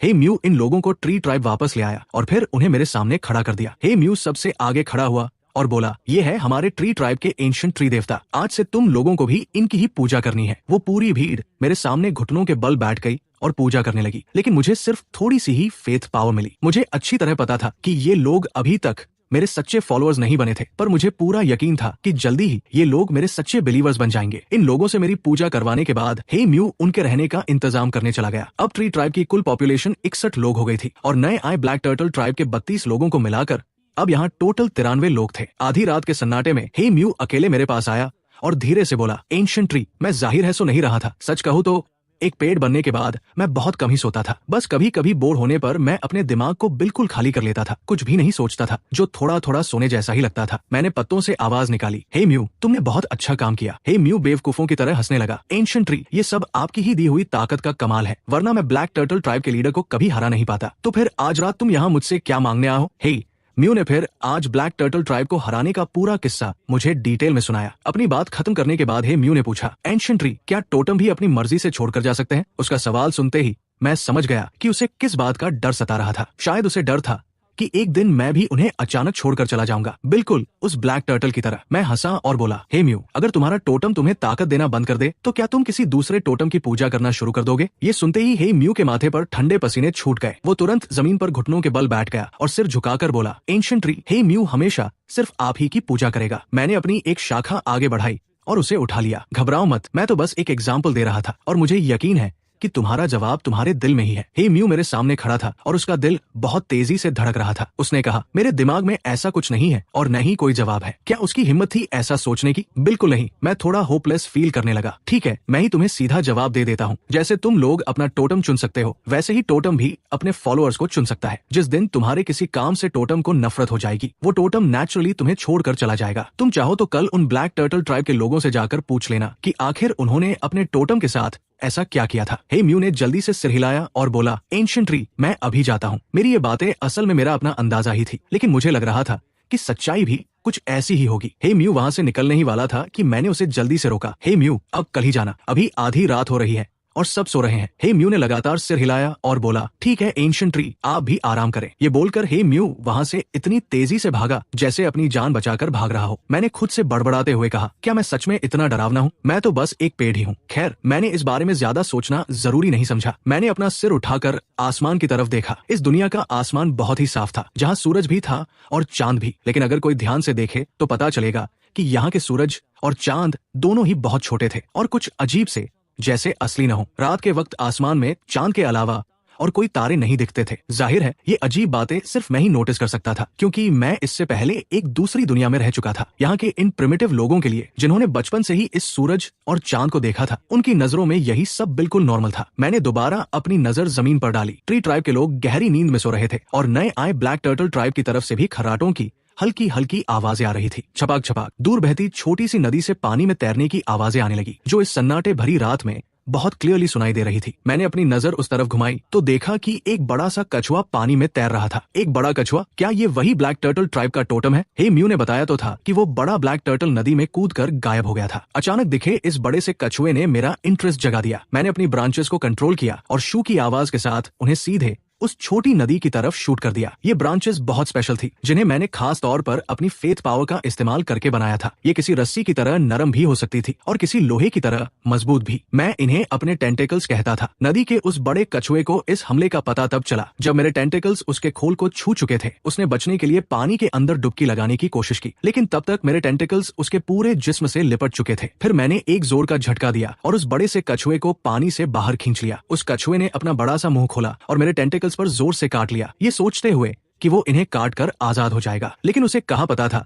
कि ये कोई आम ब्रांचेस नहीं थी। मेरे कंट्रोल करते ही वो लोहे जैसी सख्त हो गई थी। उस कछुए का काटना ऐसा था जैसे किसी पत्थर पर दांत मारना। उसके अपने ही दांत टूटने के अलावा और कोई असर नहीं हुआ। मैंने उसे खींचते हुए अपने पास बुला लिया और अपने आसपास की ब्रांचेस और पत्तों को आपस में जोड़कर एक लकड़ी का जेल जैसा स्ट्रक्चर बना दिया। वो कछुआ अभी भी हार नहीं मान रहा था और लगातार छूटने की कोशिश कर रहा था। मैंने इस कछुए को ध्यान से देखा। इसकी लंबाई लगभग 1 मीटर थी और ये पूरी तरह से काले रंग का था। ये सच में हे म्यू की बातों वाले ब्लैक टर्टल ट्राइब के टोटम जैसा ही लग रहा था। मुझे इस कछुए में इतना इंटरेस्ट इसलिए आ रहा था क्योंकि हे म्यू ने बताया था कि ब्लैक टर्टल ट्राइब को अपने टोटम का आशीर्वाद मिला था, जिसकी वजह से उनका डिफेंस कमाल का था। मैंने उस बड़े कछुए के दिमाग में टेलीपैथी से बात करने की कोशिश की। ये स्किल मैंने जिन फेंग से सीखी थी। जब मैंने उसे बचाया था तभी मुझे इसका पता चला था। मुझे नहीं पता था कि ये ट्रिक इस कछुए पर काम करेगी या नहीं। क्या तुम ही ब्लैक टर्टल ट्राइब के टोटम हो? मैंने ये सवाल उस कछुए से लिपटे हुए टेंटिकल्स के जरिए उसके दिमाग तक पहुंचा दिया। ये सुनते ही वो कछुआ अचानक से हिलना बंद हो गया। मेरे दिल में खुशी की लहर दौड़ गई। मुझे समझ आ गया था कि मेरी ट्रिक काम कर गई है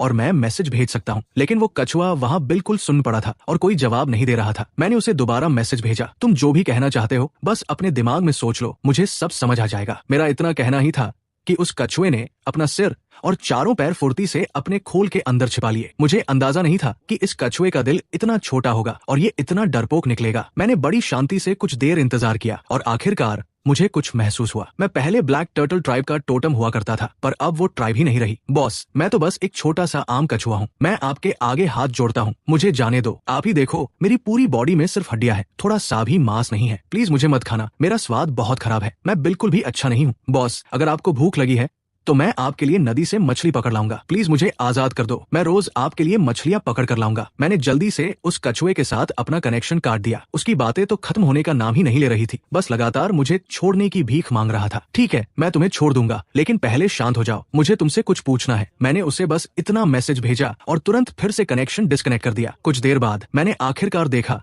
कि उस बड़े कछुए ने डरते डरते अपना सिर खोल से बाहर निकाला। उसने इधर उधर देखा और जल्दी से अपना सिर वापस अंदर खींच लिया। मुझे लगा कि अब वो थोड़ा शांत हो गया होगा, तो मैंने दोबारा कनेक्शन जोड़ दिया। मैंने पूछा, तुमने किसी समय ब्लैक टर्टल ट्राइब के लोगों को अपना आशीर्वाद दिया था ना? उस कछुए ने धीरे से सिर बाहर निकाला और हाँ में हिलाया। बॉस, पर उन लोगों ने मुझसे जबरदस्ती करवाया था। मैं ऐसा बिल्कुल नहीं करना चाहता था। ये प्रिमिटिव लोग तुम्हें आशीर्वाद देने के लिए मजबूर कर सकते हैं। देखो, मुझसे झूठ मत बोलना। ये सुनते ही कछुआ रोने लगा और अपनी बेचारी किस्मत का रोना रोने लगा। बॉस, मैं सच में एक छोटा सा नॉर्मल कछुआ हूँ। मेरे पास आप जैसी भयानक ताकत नहीं है। मैं तो बस किसी बड़ी नदी में आराम से अपनी जिंदगी जी रहा था। एक दिन अचानक इन लोगों ने मुझे किनारे पर खींच लिया और दबाव बनाकर मुझे अपना टोटम बनने को कहा। मैं शुरू में तो नहीं माना और जैसे ही मुझे मौका मिला मैंने भागने का प्लान बनाया, पर उन्होंने मुझे पकड़ लिया और फिर से वापस ले आए। उन्होंने मुझे धमकी दी कि अगर मैंने दोबारा भागने की कोशिश की तो वो मुझे जिंदा पानी में उबाल कर खा जाएंगे। उन लोगों की ऐसी धमकियां सुनकर ही मुझे मजबूरन उनका टोटम बनना पड़ा। ये प्रिमिटिव लोग इतने खतरनाक हो सकते हैं। उस ब्लैक टर्टल की रोने वाली आवाज सुनकर मैं साफ इमेजिन कर सकता था कि उसने कितने बुरे दिन देखे थे। मुझे लगा सच में मेरे ट्री ट्राइब वाले लोग ही अच्छे थे। कम से कम उन्होंने मेरे साथ कभी ऐसी जबरदस्ती तो नहीं की। लेकिन अगले ही पल मुझे वो वक्त याद आया जब ये लोग पहली बार यहाँ आए थे। हालांकि वो मुझसे प्रोटेक्शन की भीख मांग रहे थे, पर अगर मैंने मना कर दिया होता तो शायद मेरा हाल भी इस कछुए जैसा ही होता। और सोचो, इस कछुए के पास तो कम से कम भागने के लिए पैर है, पर मैं तो एक पेड़ हूँ। मेरे पास तो पैर तक नहीं है। अगर भागना भी चाहूँ तो 1 इंच भी नहीं हिल सकता। अचानक से मुझे एक नया डर महसूस होने लगा। नहीं, ऐसा नहीं चलने दिया जा सकता। माना कि अभी ट्री ट्राइब के लोग मेरी बहुत पूजा करते हैं, पर क्या पता किस दिन उनका दिमाग घूम जाए और वो मुझ पर फेथ रखना छोड़ दे। मैं अपनी सिक्योरिटी इनके भरोसे नहीं छोड़ सकता। मुझे और भी ज्यादा ताकतवर बनना होगा। वो कछुआ अभी भी झूठ बोल रहा था। उनका टोटम बनने का मुझे बस एक ही फायदा मिला था कि मुझे खुद शिकार पर नहीं जाना पड़ता था। वो लोग मुझे रोज खाना ला कर देते थे। मैंने आहिस्ता से सिर हिलाया। ये बिल्कुल वैसा ही था जैसे ट्री ट्राइब वाले मुझे सैक्रिफाइस ऑफर करते थे। फिर एक दिन वो लोग मेरे पास आए और मुझसे आशीर्वाद मांगने लगे। लेकिन भाई, मुझे क्या पता था ये आशीर्वाद क्या होता है। मैं ध्यान से सुनने लगा क्योंकि यही तो मैं जानना चाहता था। मेरा इस कछुए को इस तरह रोकने का असली मकसद यही सवाल पूछना था। आखिर में जब मैं बिल्कुल लाचार हो गया तो मैंने मजबूरी में अपने खून की कुछ बूंदें निकालकर उन्हें दे दी। और हैरान करने वाली बात यह थी कि सच में इसका असर हुआ। जिन लोगों ने मेरा खून पिया उनका शरीर मजबूत हो गया और उन्हें चोट लगना भी कम हो गया। बस यही था मेरा उन्हें आशीर्वाद देने का पूरा तरीका। तो बात यह थी कि उन्होंने इस कछुए का खून पिया था। इस हिसाब से देखा जाए तो जो फ्लावर पेटल्स मैंने हे म्यू को दिए थे वो भी तो मेरे शरीर का ही हिस्सा थे। इसका मतलब था कि ट्री ट्राइब के लोगों ने भी एक तरह से मेरा ही फ्लेश और ब्लड खाया था। ये सोचकर ही मुझे अंदर तक झुरझुरी सी हो आई और मेरा डर थोड़ा और बढ़ गया। मैंने दोबारा उससे पूछा, तो जब तुम टोटम बने क्या तुम्हें अपने शरीर के अंदर कुछ नया महसूस हुआ था? उस कछुए ने हाँ में सिर हिलाया। मुझे सच में अपने अंदर कुछ नया सा फील हुआ था। वो चीज अभी भी थोड़ी बहुत मेरे अंदर बची हुई है। बॉस, क्या आप जानते हैं वो क्या चीज है? मैं उसे फेथ पावर बुलाता हूँ। जब ये प्रिमिटिव लोग किसी टोटम की पूजा करते हैं तो यही ताकत हमारे अंदर आती है। फेथ पावर, तो उस ताकत का ये नाम है। बॉस, आप तो बहुत ही महान है, आपको इतनी गहरी बातें भी पता है। मैं अंदर ही अंदर हंसा। ये कछुआ मक्खन लगाना भी जानता था। जरूर ये सब इसलिए कर रहा था ताकि मैं इसे छोड़ दूं। ठीक है, मेरा सवाल अब खत्म हो गया है। अब तुम आगे कहाँ जाने का इरादा रखते हो? उस कछुए ने जवाब दिया, कहीं कोई नया ठिकाना ढूंढूंगा रहने के लिए। मैं हंसा और बोला, अगर तुम मेरे अंडर काम करो तो कैसा रहेगा? अगर तुम कहीं और अपना ठिकाना बनाओगे तो हो सकता है कोई तुम्हें वापस से पकड़ ले। मैंने ये सोचा क्योंकि मेरी खुद की पावर अभी पूरी तरह बढ़ी नहीं थी, इसलिए 2-4 बॉडीगार्ड्स रखने में कोई बुराई नहीं थी। मैंने पहले ही एक मधुमक्खी को अपना सबॉर्डिनेट बना लिया था। अब सोचा एक कछुए को भी शामिल कर लूं। उस कछुए ने डरते डरते पूछा, बॉस, क्या मैं मना कर सकता हूँ? मैं तो बस उस कछुए से सलाह ले रहा था और प्यार से समझा रहा था, पर लगता है उसने बात का गलत मतलब निकाल लिया। मैंने कहा, डरो मत, मैं तुम्हें छोड़ दूंगा। लेकिन उसने अपने आप से लिपटे हुए उन पेड़ की बेलों को देखा और बिना सोचे सिर हिलाया। अरे भाई, मैं सच में तुम्हें जाने दूंगा। तुम मुझ पर विश्वास क्यों नहीं करते? कछुए ने मन ही मन सोचा, तुम्हारी बात पर विश्वास करना ही मेरी सबसे बड़ी भूल होगी। मैंने उस बड़े कछुए को वापस छोटी नदी में छोड़ दिया। उसने कसम खाई कि वो बस इस आसपास के इलाके में ही रहेगा और रोज मेरे लिए एक मछली पकड़ कर लाएगा। मैंने भी उसे मना नहीं किया। खाली बैठने से अच्छा था उसे कोई काम मिल गया था। उस कछुए के जाने के बाद मैं वापस गहरी सोच में डूब गया। मैंने अपने नीचे बसने वाले उस ट्री ट्राइब को देखा। पहले मेरे दिमाग में एक इंसान होने का इमोशन था, इसलिए इस ट्राइब के लोगों के लिए मेरे दिल में एक सॉफ्ट कॉर्नर था। और यही वजह थी कि जब हे म्यू ने मुझसे आशीर्वाद मांगा तो मैंने बिना सोचे उसे अपना फूल का पेटल दे दिया था। लेकिन आज इस बड़े कछुए की कहानी सुनकर मुझे एक असलियत समझ में आई। इन प्रिमिटिव लोगों की नजरों में मैं सिर्फ एक पेड़ हूँ। अगर कल को इन लोगों की ताकत मेरी ताकत से बड़ी हो गई तो हो सकता है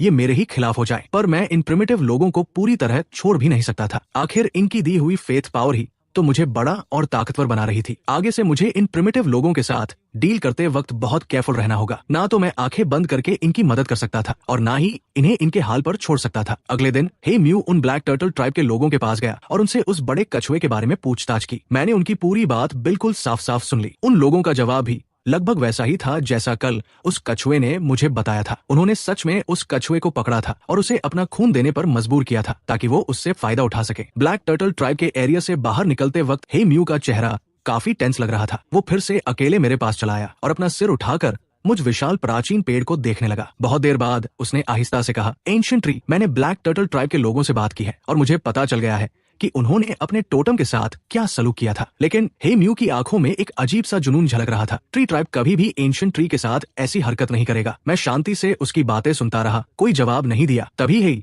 म्यू मेरे सामने घुटनों पर बैठ गया। एंशिएंट ट्री, जब तक मैं हे म्यू इस दुनिया में जिंदा हूँ, किसी की मजाल नहीं जो आपको नुकसान पहुंचा सके। जैसे ही हे म्यू ने अपनी बात खत्म की, मुझे एक जबरदस्त फेथ पावर का झोंका महसूस हुआ। ये देखकर मेरे दिल को बड़ी तसल्ली मिली। कम से कम मुझे अब ये अफसोस नहीं था कि मैंने उसे पेटल देकर कोई गलती की थी। लेकिन मैं अकेले हे म्यू के लिए पूरे ट्री ट्राइब के रूल्स नहीं बदलने वाला था। मैंने अपनी कुछ ब्रांचेस को हिलाकर आवाज निकाली जो कि हे म्यू की बात का जवाब था। हे म्यू वहाँ ज्यादा देर नहीं रुका। आखिर वो पूरे ट्री ट्राइब का लीडर था। उसके पास और भी हजारों काम पड़े थे। शाम होते होते जासूसी करने गया जिन फेंग आखिरकार वापस आ गया। जिन फेंग पत्तों के बीच घुसा और एक शाखा पर जाकर बैठ गया। बॉस, मैं वापस आ गया हूँ। मैंने कहा, बहुत मेहनत की तुमने। बताओ इन्वेस्टिगेशन का क्या रिजल्ट निकला? जिन फेंग ने अपनी हंसी रोककर सीरियस होते हुए कहा, मैंने बड़ी बारीकी से सब पता लगाया है। वो सांप पालने वाला ट्राइब खुद को स्नेक ट्राइब कहता है। उनका टोटम एक बहुत बड़ा सांप है। मैंने उसे काफी देर तक ढूंढा, तब जाकर उनके ट्राइब से कुछ 100 मीटर दूर एक पहाड़ पर मुझे वो बड़ा सांप मिला। उसका साइज सच में बहुत ह्यूज है। वो लगभग इतना बड़ा है। जिन फेंग हवा में उड़ता हुआ ये बता रहा था। उसने हवा में एक बड़ा सा सर्कल बनाया जो लगभग 2 मीटर का था। ये देखकर मैं अंदर ही अंदर हैरान रह गया। अगर वो सांप सच में इतना मोटा है तो उसे सांप कहना ही गलत होगा। वो जरूर एक पाइथन या एनाकोंडा होगा। कौन जाने, अगर ये स्नेक ट्राइब वैसे ही उसकी पूजा करते रहे तो एक दिन वो सांप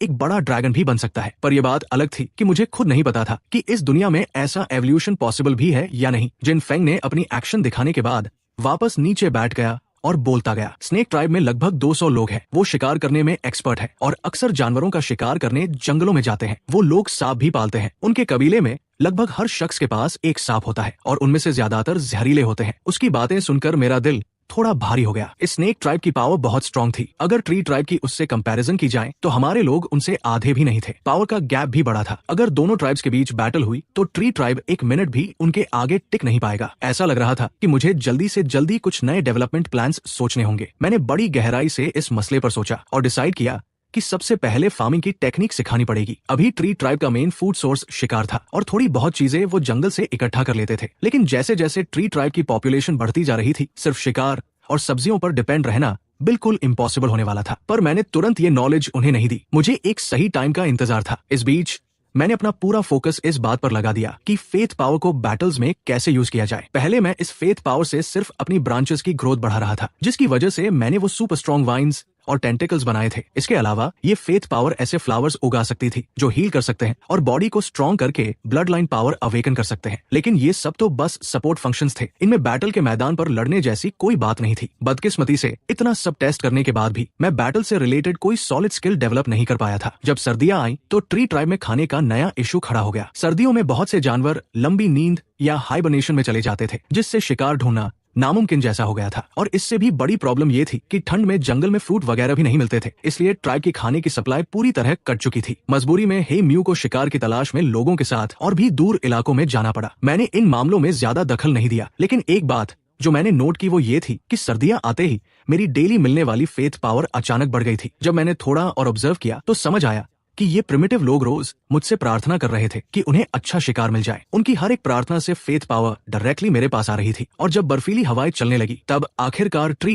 ट्राइब वालों का हाल बुरा हो गया। वो लगातार कई दिनों से शिकार करने में बिल्कुल फेल हो चुके थे। ऐसे मुसीबत के वक्त में किंगशी नाम का एक आदमी जो पहले ब्लैक टर्टल ट्राइब का हिस्सा था, हे म्यू के सामने आ खड़ा हुआ। ट्राइब लीडर, हमने लगातार कई दिनों से अन्न का एक दाना नहीं खाया है। अगर ऐसा ही चलता रहा तो यहाँ के सभी लोग भूख से तड़प कर मर जाएंगे। हे म्यू का चेहरा भी उतरा हुआ था। ये बात उसे भी अच्छी तरह पता थी और पूरे कबीले का लीडर होने के नाते उसे इस परेशानी का बाकियों से ज्यादा अंदाजा था। किंगशी आगे बोलता गया, ट्राइब लीडर, क्या हम लोग एंशिएंट ट्री से मदद नहीं मांग सकते? हे म्यू थोड़ा कंफ्यूज हो गया और उसने पूछा, हम एंशिएंट ट्री से मदद क्यों मांगे? एंशिएंट ट्री तो हमारे टोटम है ना, क्या उन्हें हमारी रक्षा नहीं करनी चाहिए? हे म्यू ने सिर हिलाते हुए जवाब दिया, एंशिएंट ट्री यकीनन हमारी रक्षा करते हैं, पर इसका मतलब ये नहीं कि हम हर छोटी बात पर उनके पास जाकर मदद मांगने लगे। और वैसे भी अभी हमारी हालत ऐसी नहीं हुई है कि हम भूखे मर जाएं। माना कि हमें जंगली जानवर शिकार के लिए नहीं मिल रहे हैं, पर फिर भी जंगल में खाने की कुछ और चीजें मिल ही सकती हैं। हे म्यू का इशारा पेड़ की छाल और पत्तों की तरफ था। इनको खाकर भी गुजारा तो चल ही सकता था। हे म्यू को पक्का यकीन था कि इन्हीं चीजों को चबा कर वो इस ठंड के मौसम को पार कर लेंगे। जिसने ये सलाह दी थी, हे म्यू ने उसे वहाँ से धक्के मारकर निकाल दिया। ऐसी मामूली परेशानियों के लिए हम अपने एंशिएंट ट्री को डिस्टर्ब नहीं कर सकते। यही सोच चल रही थी हे म्यू के दिमाग में। लेकिन वहाँ से निकलने के बाद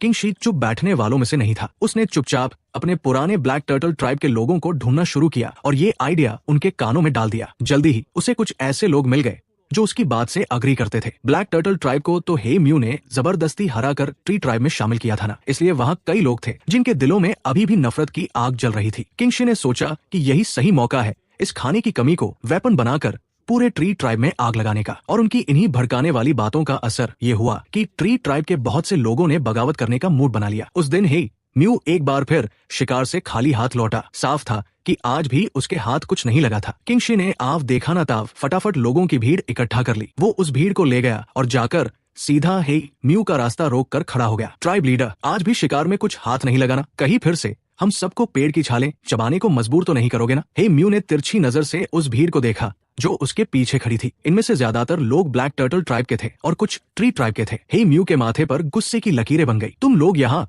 ये तमाशा क्या लगा रखे हो? अगर तुम लोगों को पेड़ की छाल खाना पसंद नहीं तो मर्द बनो और जाकर खुद जंगल में किसी जानवर का शिकार करके दिखाओ। हे म्यू के पीछे जो शिकार पार्टी वाले थे उनका ब्लड प्रेशर भी हाई हो गया और उन्होंने चिल्ला कर कहा, दम है तो खुद शिकार करो ना, रास्ता छोड़ो वरना अंजाम बुरा होगा। तुम लोग यहाँ रुकावट क्यों पैदा कर रहे हो? पर किंगशी अपनी जगह से 1 इंच नहीं हिला। उसने ठान लिया था कि आज तो वो हे म्यू को एंशिएंट ट्री के सामने ले जाकर ही मानेगा। मैंने आपको इस मुसीबत का सलूशन पहले ही दिया था। हम एंशिएंट ट्री से झोलियां फैलाकर खाना मांगेंगे, फिर हमें हर दिन ये सूखे पत्ते और छाल नहीं चबानी पड़ेगी। किंगशी की इस पुकार को सुनकर भीड़ भी जोश में आ गई और नारे लगाने लगी, हाँ ट्राइब लीडर, चलिए एंशिएंट ट्री के पास चलते हैं, वो जरूर हमें खाना देंगे। ट्राइब लीडर, प्लीज हमें वहाँ ले चलो। हे म्यू का चेहरा गुस्से से बिल्कुल काला पड़ गया। उसने सोच लिया था कि ये लोग आज उसे मजबूर करने के मूड में आए हैं। उसने एक बहुत ही हैवी स्टेप आगे बढ़ाया जिससे उस भीड़ के पैरों तले जमीन खिसक गई और वो घबराकर पीछे हट गए। एक पल के लिए पूरी जगह इतनी शांत हो गई कि वहां सुई गिरने की आवाज भी आ जाती। हे म्यू ने हर एक बंदे को घूर घूर कर देखा और उनके चेहरे अपने दिमाग में प्रिंट कर लिए। तो क्या सच में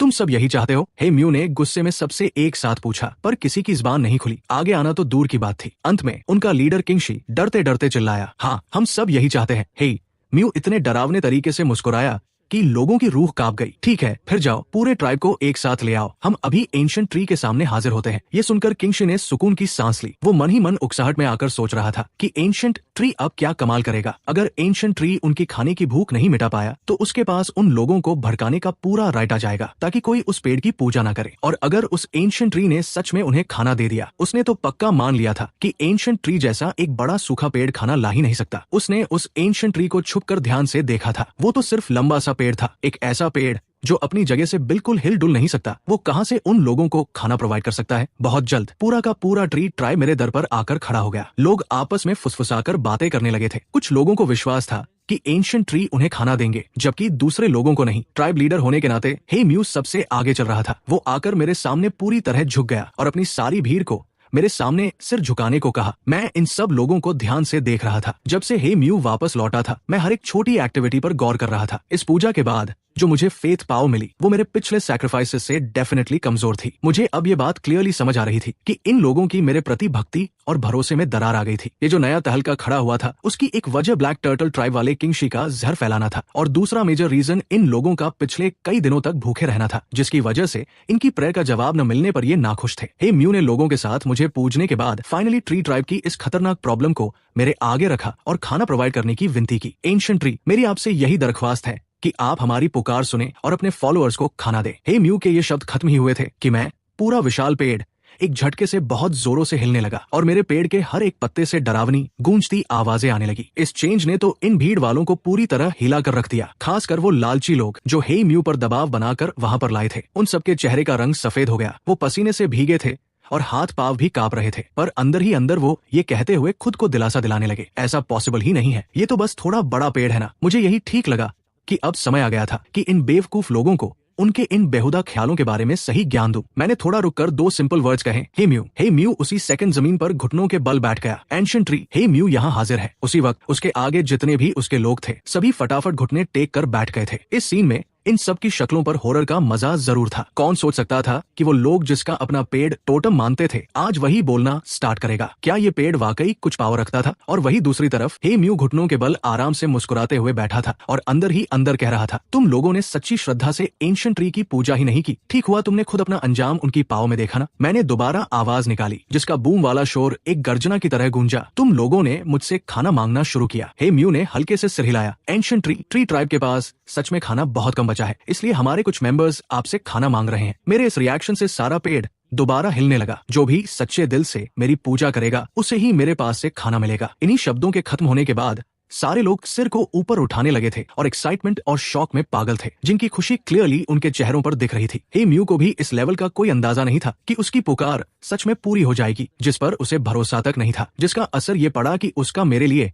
लगाव डबल स्पीड पर जोशीला हो गया। जो पहले से ही मुझ पर फेथ रखता था अब उसका फेथ और भी गहरा हो गया था। मैंने दोबारा फरमाया, हे म्यू, लोगों की लाइन लगवाकर मेरे सामने पास कराओ। मैं बस उनकी सच्ची श्रद्धा और रिस्पेक्ट के बेसिस पर ही उन लोगों को उनका खाना दूंगा। मेरी इन बातों ने क्लियरली डिफाइन करवा दिया कि ये खाना हर किसी के लिए बिल्कुल फ्री नहीं है। खाना सिर्फ वही हासिल करेगा जो सच्चे दिल से एंशिएंट ट्री की पूजा करेगा। और उन बदमाश गैंग वालों की हालत तो हवा टाइट हो गई थी, जिन्होंने हे म्यू पर जिद करके दबाव डाला था। वो बिल्कुल जमीन पर ढेर हो गए। गेम ओवर, पूरी तरह खत्म। एंशिएंट ट्री न सिर्फ लोगों को खाना दे सकता था, बल्कि वो ये भी पहचान सकता था कि कौन सच्चे दिल से पूजा करता है और कौन नहीं। जो लोग एंशिएंट ट्री को नहीं मानते थे उन्हें तो पक्का खाना नहीं मिलने वाला था। इतना ही नहीं, उनके एंशिएंट ट्री को न मानने की सच्चाई अब सबके सामने आ गई थी। शायद अब उन्हें सिर्फ खाना ही नहीं मिलेगा बल्कि उन्हें ट्राइब से भी निकाल दिया जाएगा। हे म्यू, पहले तुम आओ। मेरी इंस्ट्रक्शन सुनकर हे म्यू चलता हुआ एंशिएंट ट्री तक पहुंचा। उसने घुटने टेके और मुझे प्रणाम किया, जिसके तुरंत बाद मुझे बहुत सारी फेथ पावर मिली। फिर मैंने पहले से तैयार की हुई मछलियां बाहर निकाल ली। लोगों ने जब देखा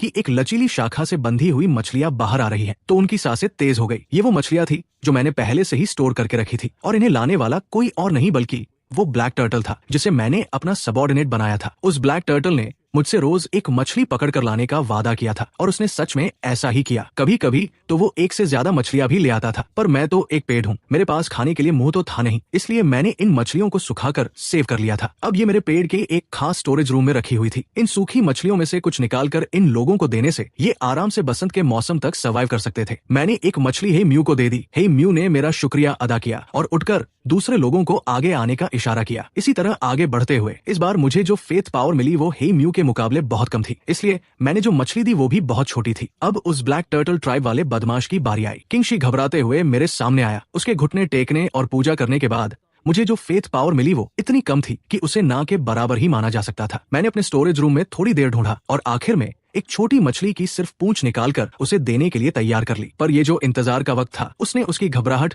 और डर को और भी बढ़ा दिया था। आखिरकार वो इस इंतजार को बर्दाश्त नहीं कर पाया और उसने अपना सिर जमीन पर जोर से पटक दिया। एंशिएंट ट्री, मुझसे बहुत बड़ी गलती हो गई। मुझे आपकी ताकत पर शक नहीं करना चाहिए था। मेरी पूजा झूठी थी। मैं पापी हूँ, मुझसे गलती हो गई। एंशिएंट ट्री, मुझे खाना नहीं चाहिए, बस मुझे सजा मत दीजिए। मैं सच में गलत था। मैं सुधर जाऊंगा और आगे से हमेशा सच्चे दिल से आपकी पूजा करूंगा। ये सुनकर मैंने वो मछली की पूंछ वापस अंदर रख ली। चलो छोड़ो, इसे ले जाओ। हे म्यू, इसे नीचे ले जाओ और इसे अपनी गलती का एहसास करने दो। हे म्यू ने मेरी बात सुनी और तुरंत अपने लोगों को इशारा करके उसे पकड़ने को कहा। इसे नीचे ले जाओ और बंद कर दो। कुछ दिनों तक इसे बाहर नहीं आना चाहिए। हे म्यू का ये तरीका देखकर मैंने सोचा कि मुझे इन्हें एक जेल बनाने का आइडिया देना चाहिए, पर फिर मैंने सोचा रहने दो, अभी तो ट्री ट्राइब के लोगों के पास खाने के ही वांदे हैं, तो जाहिर है अभी उनके पास जेल बनाने के रिसोर्सेज नहीं है। हे म्यू के किंगशी को नीचे भेजने के बाद बाकी लोग लाइन में लगकर अपना खाना लेते रहे। जल्द ही पूरे ट्राइब के लगभग सभी लोगों को खाना मिल गया। सिर्फ कुछ गिने चुने लोग ही बचे थे जिन्हें खाना नहीं मिला और जाहिर है उन्हें हे म्यू ने पकड़वा कर उनके घरों में कैद करवा दिया था। इस इंसिडेंट के बाद पूरे ट्राइब के लोगों की मेरे प्रति फेथ पावर में जबरदस्त उछाल आया। अब लोगों की नजरों में मैं सिर्फ एक आम पेड़ या सिर्फ एक टोटम नहीं रह गया था। मैं क्या था, इस बात का जवाब अभी उन लोगों के पास नहीं था। मैंने सभी लोगों को वापस भेज दिया और सिर्फ हे म्यू को अपने पास रोक लिया। हे म्यू को पता था कि मुझे उससे कुछ जरूरी काम है। एंशिएंट ट्री, आपके क्या ऑर्डर्स हैं? मैंने आहिस्ता से कहा। हे म्यू, क्या तुम जानते हो कि आज ये सब क्यों हुआ? हे म्यू ने अपना सिर नीचे झुकाकर जवाब दिया। एंशिएंट ट्री, ये सब मेरी ही गलती है कि मैं पूरे ट्राइब को अच्छे से मैनेज नहीं कर पाया, जिसकी वजह से ट्राइब में ऐसे लोग पैदा हो गए जो सच्चे दिल से आपकी पूजा नहीं करते थे। हाँ, इस मामले में तुम्हारी सच में गलती है। हे म्यू का चेहरा डर से काला पड़ गया। प्लीज मुझे सजा दीजिए। मैं हंसने लगा। मेरी हंसी सुनकर हे म्यू ने हैरान होकर अपना सिर ऊपर उठाया। हे म्यू, मैं तुम्हें इसलिए नहीं डांट रहा कि तुमने अपने लोगों को अच्छे से मैनेज नहीं किया। मेरा सवाल यह है कि आखिर ट्राइब में खाने की कमी क्यों हुई? हे म्यू ने सोचकर जवाब दिया, हम लोग जरूरत के हिसाब से काफी शिकार नहीं पकड़ पाए। मैंने मन ही मन एक आह भरी। मुझे लगा कि हे म्यू को खुद से इसका असली रीजन सोचने देना बहुत मुश्किल होगा, इसलिए मुझे ही उसे सब क्लियर समझाना पड़ेगा। हे म्यू, क्या तुमने कभी उन हरी घासों पर ध्यान दिया है जिनके ऊपर बीज उगते हैं? हे म्यू मेरे सवाल से बिल्कुल हैरान रह गया। उसने अपने दिमाग में सोचा, एक शिकारी होने के नाते उसका पूरा ध्यान सिर्फ जानवरों के पैरों के निशान ढूंढने पर रहता था। जहाँ तक बात खाने वाले बीजों और घासों की है, तो शायद सिर्फ ट्राइब की वो औरतें ही इनके बारे में जानती होंगी जो जंगल से फल और सब्जियां इकट्ठा करती है। मैंने उसे सोचते हुए देखा तो आगे कहा, अगर इन बीजों को इकट्ठा कर लिया जाए और बसंत के मौसम में इन्हें जमीन में बो दिया जाए तो क्या होगा? हे म्यू ने बिना ज्यादा सोचे तुरंत जवाब दिया, वो अंकुर बन फूट जाएंगे और बड़े हो जाएंगे। बिल्कुल सही, वो अंकुर बन फूटेंगे, उनमें फूल खिलेंगे और पतझड़ आने तक उनमें और भी बहुत सारे बीज निकल आएंगे। तुम लोगों को बस बसंत के मौसम में जमीन में एक बीज बोना है और पतझड़ आने पर तुम पूरी एक बीजों की लड़ी फसल के रूप में काट सकोगे। क्या तुम मेरी बात का मतलब समझ रहे हो? हे म्यू ने अपने दिमाग में कैलकुलेशंस की। एक बीज बोकर मुट्ठी भर बीज वापस पाना, अगर ये सच में पॉसिबल है तो हे म्यू की सांसें तेज हो गई। एंशिएंट ट्री, अगर ऐसा है तो इसका मतलब है कि हमारे पास खाने के लिए बहुत सारे बीज होंगे और ऐसा हुआ तो हमें सर्दियों में कभी खाने की कमी की टेंशन नहीं होगी। ये तो बहुत बढ़िया बात है। एंशिएंट ट्री, मैं समझ गया था कि हे म्यू को मेरी बात समझ आ गई है। हे म्यू इस आइडिया के बारे में सोचकर इतना एक्साइटेड हो गया था कि वो चाहता था कि बसंत का मौसम अभी तुरंत आ जाए ताकि वो जल्दी से जाकर बीज बो सके। मैंने सोचा सिर्फ उन्हें बीज बोने के बारे में बताना ही काफी नहीं होगा, उन्हें फार्मिंग की और भी डिटेल्ड नॉलेज देनी पड़ेगी, जैसे कि खेत के लिए सही जगह कैसे चुने, किस वक्त बीज बोए, खेती के टूल्स कैसे बनाए वगैरह। इन प्रिमिटिव लोगों को इन सब चीजों का बिल्कुल कोई आइडिया नहीं था, इसलिए मुझे ही उन्हें सब सिखाना था। जाहिर है मैं चाहता तो ये सब उन्हें नहीं सिखाता, वो लोग खुद कुछ साल खेती करके धीरे धीरे ये सब अपने आप भी सीख ही जाते। पर मुझे लगा कि उसमें बहुत ज्यादा टाइम लग जाएगा, इसलिए मैंने तुरंत हे म्यू को ऑर्डर दिया, तुम ट्राइब में से कुछ लोगों को चुनकर मेरे पास भेजो, मैं उन्हें फार्मिंग की नॉलेज दूंगा ताकि जब बसंत का मौसम आए तो वो लोग अच्छे से खेती कर सके। हे म्यू ने तुरंत सिर हिलाया और कहा कि वो अभी जाकर लोगों को चुनता है। मैंने कहा कि इतनी जल्दबाजी की जरूरत नहीं है, बसंत आने में अभी कुछ टाइम बाकी है और इतना टाइम उन्हें सिखाने के लिए काफी है। मैं इन लोगों को बेसिक नॉलेज दूंगा, पर हाँ, इस बात का ध्यान रखना कि वो लोग ज्यादा बेवकूफ ना हो। अगले दिन हे म्यू 3 लोगों को लेकर मेरे सामने हाजिर हुआ। इन तीनों की उम्र ज्यादा नहीं थी, बस 13 साल के ही थे, पर ट्री ट्राइब में इस उम्र के बच्चों को अडल्ट मान लिया जाता था। लड़के बाकी लोगों के साथ शिकार पर जाने लगते थे और लड़कियां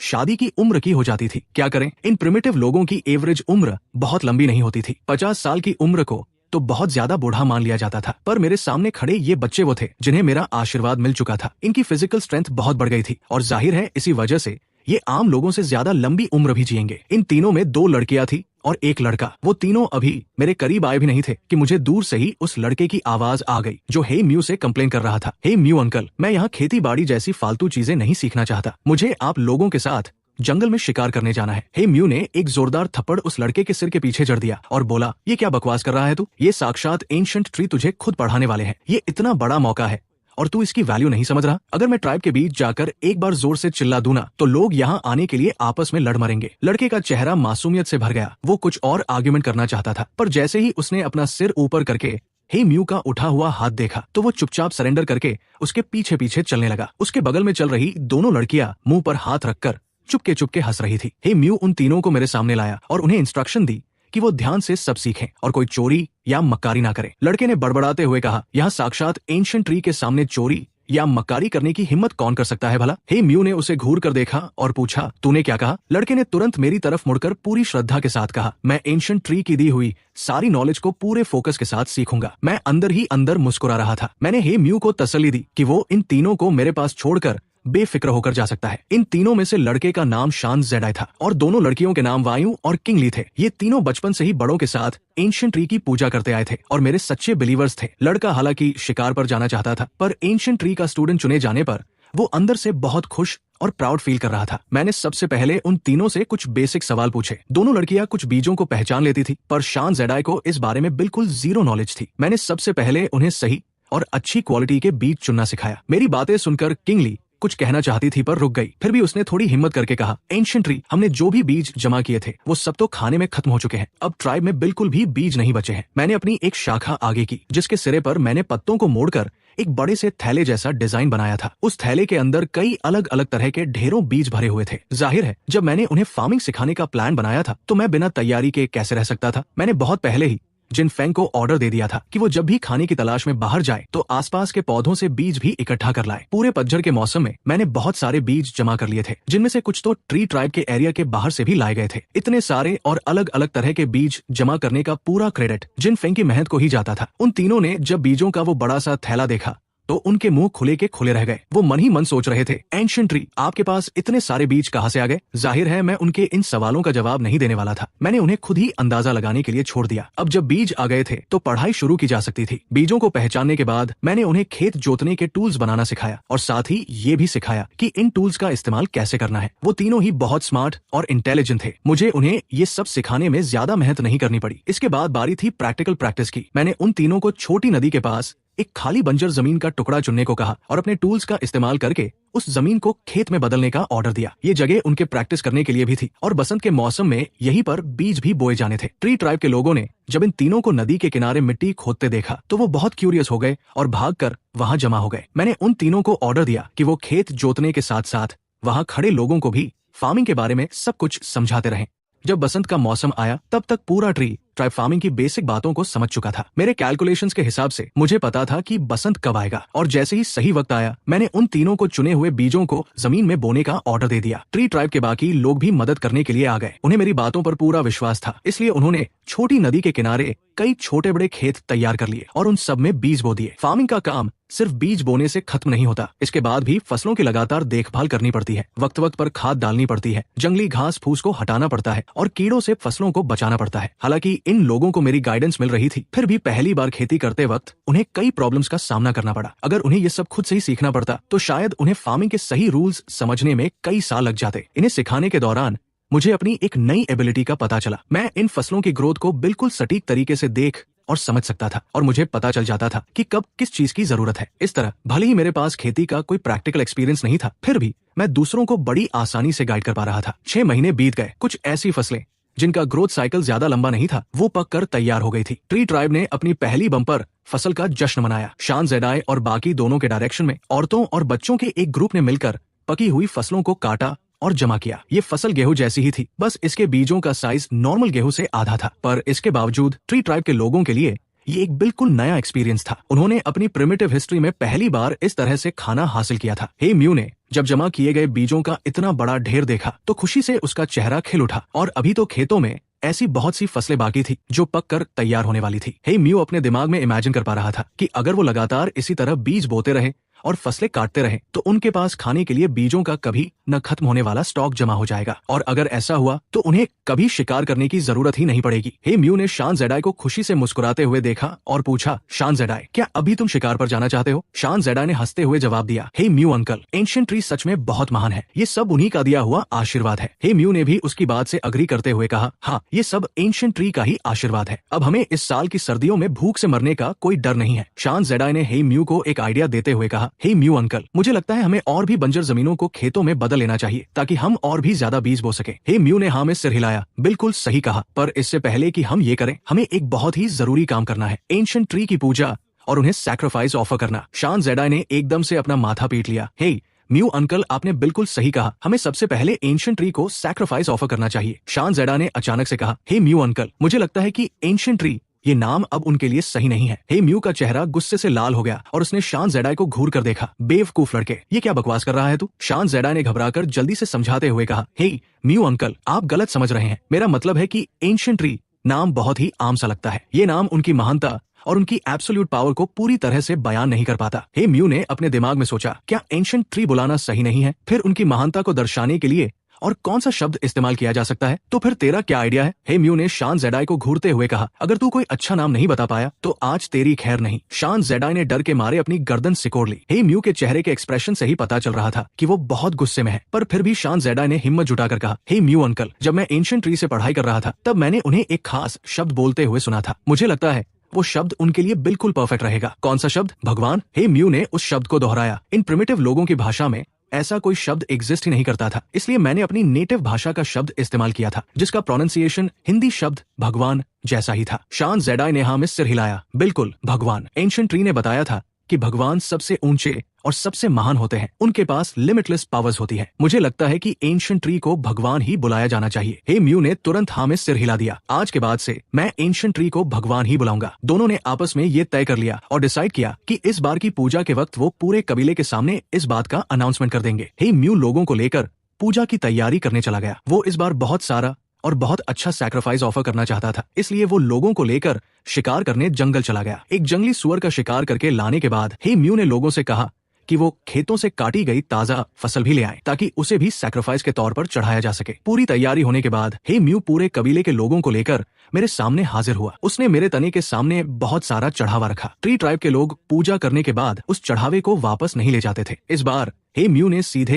एक पूरे के पूरे जंगली जानवर को मेरे सामने रख दिया था, जिससे पता चलता था कि वो इस पूजा को कितनी इंपॉर्टेंस दे रहा था। ट्री ट्राइब के लोगों ने अच्छी फसल काटने के बाद ये अच्छी तरह समझ लिया था कि ये सब कुछ मैंने ही उन्हें सिखाया था। पूरे कबीले में अब एक भी इंसान ऐसा नहीं था जिसे मुझ पर फेथ ना हो। लगभग हर इंसान मेरा सच्चा फॉलोअर बन चुका था। सिर्फ एक बार की पूजा से ही मुझे इतनी फेथ पावर मिल गई जितनी मुझे पहले कई बार पूजा करने पर मिलती थी। मेरे अंदर फेथ पावर का एक बड़ा सा सैलाब आ गया, जिससे मुझे बहुत सुकून और खुशी महसूस हुई। पूजा खत्म होने के बाद हे म्यू ने कबीले के लोगों के सामने अनाउंसमेंट की कि आज के बाद से एंशिएंट ट्री को ट्री गॉड के नाम से बुलाया जाएगा, ट्री ट्राइब के इकलौते भगवान। मैं ये सुनकर थोड़ा हैरान रह गया। वो जाना पहचाना शब्द सुनकर मैं तुरंत समझ गया कि इस सब में पक्का शान जेडाई का ही दिमाग लगा होगा। असल में शान जेडाई मुझे बहुत पहले से इसी नाम से बुलाना चाहता था, पर मैंने उसे ऐसा करने से रोक दिया था। मुझे लगता था कि मैं अभी भगवान कहलाने के लायक नहीं बना हूँ, पर इस बार हे म्यू ने खुद लीड लिया था, तो मुझे पता था कि अब इन्हें रोकना बहुत मुश्किल होगा। अगर मैं जबरदस्ती इन्हें ये नाम इस्तेमाल करने से रोकता भी तो क्या पता ये लोग मेरे लिए कोई और नया नाम सोच लेते। मैंने थोड़ी देर सोचा और फिर चुपचाप इसे मान लिया, पर सिर्फ भगवान कहलाना कुछ अजीब सा लग रहा था। मैंने आवाज निकाली, अगर ऐसी बात है तो आज से तुम सब मुझे ट्री गॉड बुला सकते हो। कबीले के लोगों ने जब सुना कि एंशिएंट ट्री ने खुद भी इस नाम को मान लिया है तो वो सब खुशी से झूम उठे। हे म्यू ने तुरंत सारे लोगों के साथ मिलकर जोर जोर से नारे लगाने शुरू कर दिए, ट्री गॉड, और इस तरह मुझे एक नया नाम मिल गया। फार्मिंग की टेक्निक सीखने के बाद ट्री ट्राइब को अब कभी भी खाने की कमी का डर नहीं था। इसके बाद मैंने अपनी एबिलिटीज का इस्तेमाल करके उन्हें ऐसी फसलें उगाने में भी मदद की जिनकी पैदावार बहुत ज्यादा होती थी। फेथ पावर की मदद से मैंने कुछ ही सालों के अंदर ऐसी फसलें डेवलप कर ली जो बहुत तेजी से उगती थी और जिनसे बहुत ज्यादा अनाज मिलता था। अब ट्री ट्राइब के लोग जिंदा रहने के लिए सिर्फ शिकार पर डिपेंड नहीं थे, बल्कि फार्मिंग ही उनकी जिंदगी का मेन हिस्सा बन चुका था। इसके अलावा मैंने उन्हें जंगली जानवरों को जिंदा पकड़ कर लाने और उन्हें पालतू बनाने का ऑर्डर भी दिया ताकि वो उन्हें फार्म एनिमल्स की तरह पाल सके। 5 साल बाद एक और नया छोटा कबीला ट्री ट्राइब में आकर शामिल हो गया। अब ट्री ट्राइब की पॉपुलेशन बढ़कर 230 लोगों की हो चुकी थी और वो एक काफी बड़े कबीले में बदल चुका था। इसके साथ ही मुझ पर फेथ रखने वाले लोगों की गिनती बढ़ने से मेरी फेथ पावर भी काफी बढ़ गई थी। अब मेरे अंदर इतनी फेथ पावर जमा हो चुकी थी कि उसने मेरे पूरे विशाल पेड़ के शरीर को भर दिया था। मुझे अचानक एक ख्याल आया और मैंने उस फेथ पावर को कंट्रोल करके उसे अपने तने के अंदर इंटीग्रेट करना शुरू कर दिया। इससे पहले मैं इस फेथ पावर को सिर्फ स्टोर करके रखता था, मैंने कभी इसका इस्तेमाल अपने लिए नहीं किया था। जब वो भारी मात्रा में फेथ पावर मेरे शरीर के अंदर घुसी तो बदलाव शुरू हो गए। मुझे महसूस हुआ कि मेरा शरीर फिर से बढ़ने लगा है। मेरे शरीर की ग्रोथ लगभग 100 साल पहले ही रुक चुकी थी। इतने सालों में मेरे अंदर ग्रोथ के कोई लक्षण नहीं दिखे थे, पर मुझे अंदाजा नहीं था कि आज का मेरा ये एक एक्सपेरिमेंट मुझे फिर से बढ़ने में मदद करेगा। मेरा तना बाहर की तरफ फैलने लगा, जमीन के नीचे की मेरी जड़ें और लंबी और मोटी होने लगी और सबसे ऊपर की शाखाएं आसमान की तरफ बढ़ने लगी। मेरा विशाल पेड़ लंबा होने लगा। 50 मीटर से ऊपर की तरफ बढ़ते बढ़ते वो 100 मीटर की ऊंचाई तक पहुंचने के बाद ही रुका। अब मेरा शरीर एक विशाल पहाड़ जैसा बड़ा हो गया था। मेरा तना भी पहले से बहुत ज्यादा चौड़ा हो गया था। अब कम से कम 7-8 लोगों को हाथ पकड़कर गोल घेरा बनाना पड़ता, तब जाकर वो मेरे तने को पूरी तरह घेर पाते। ये सारे बदलाव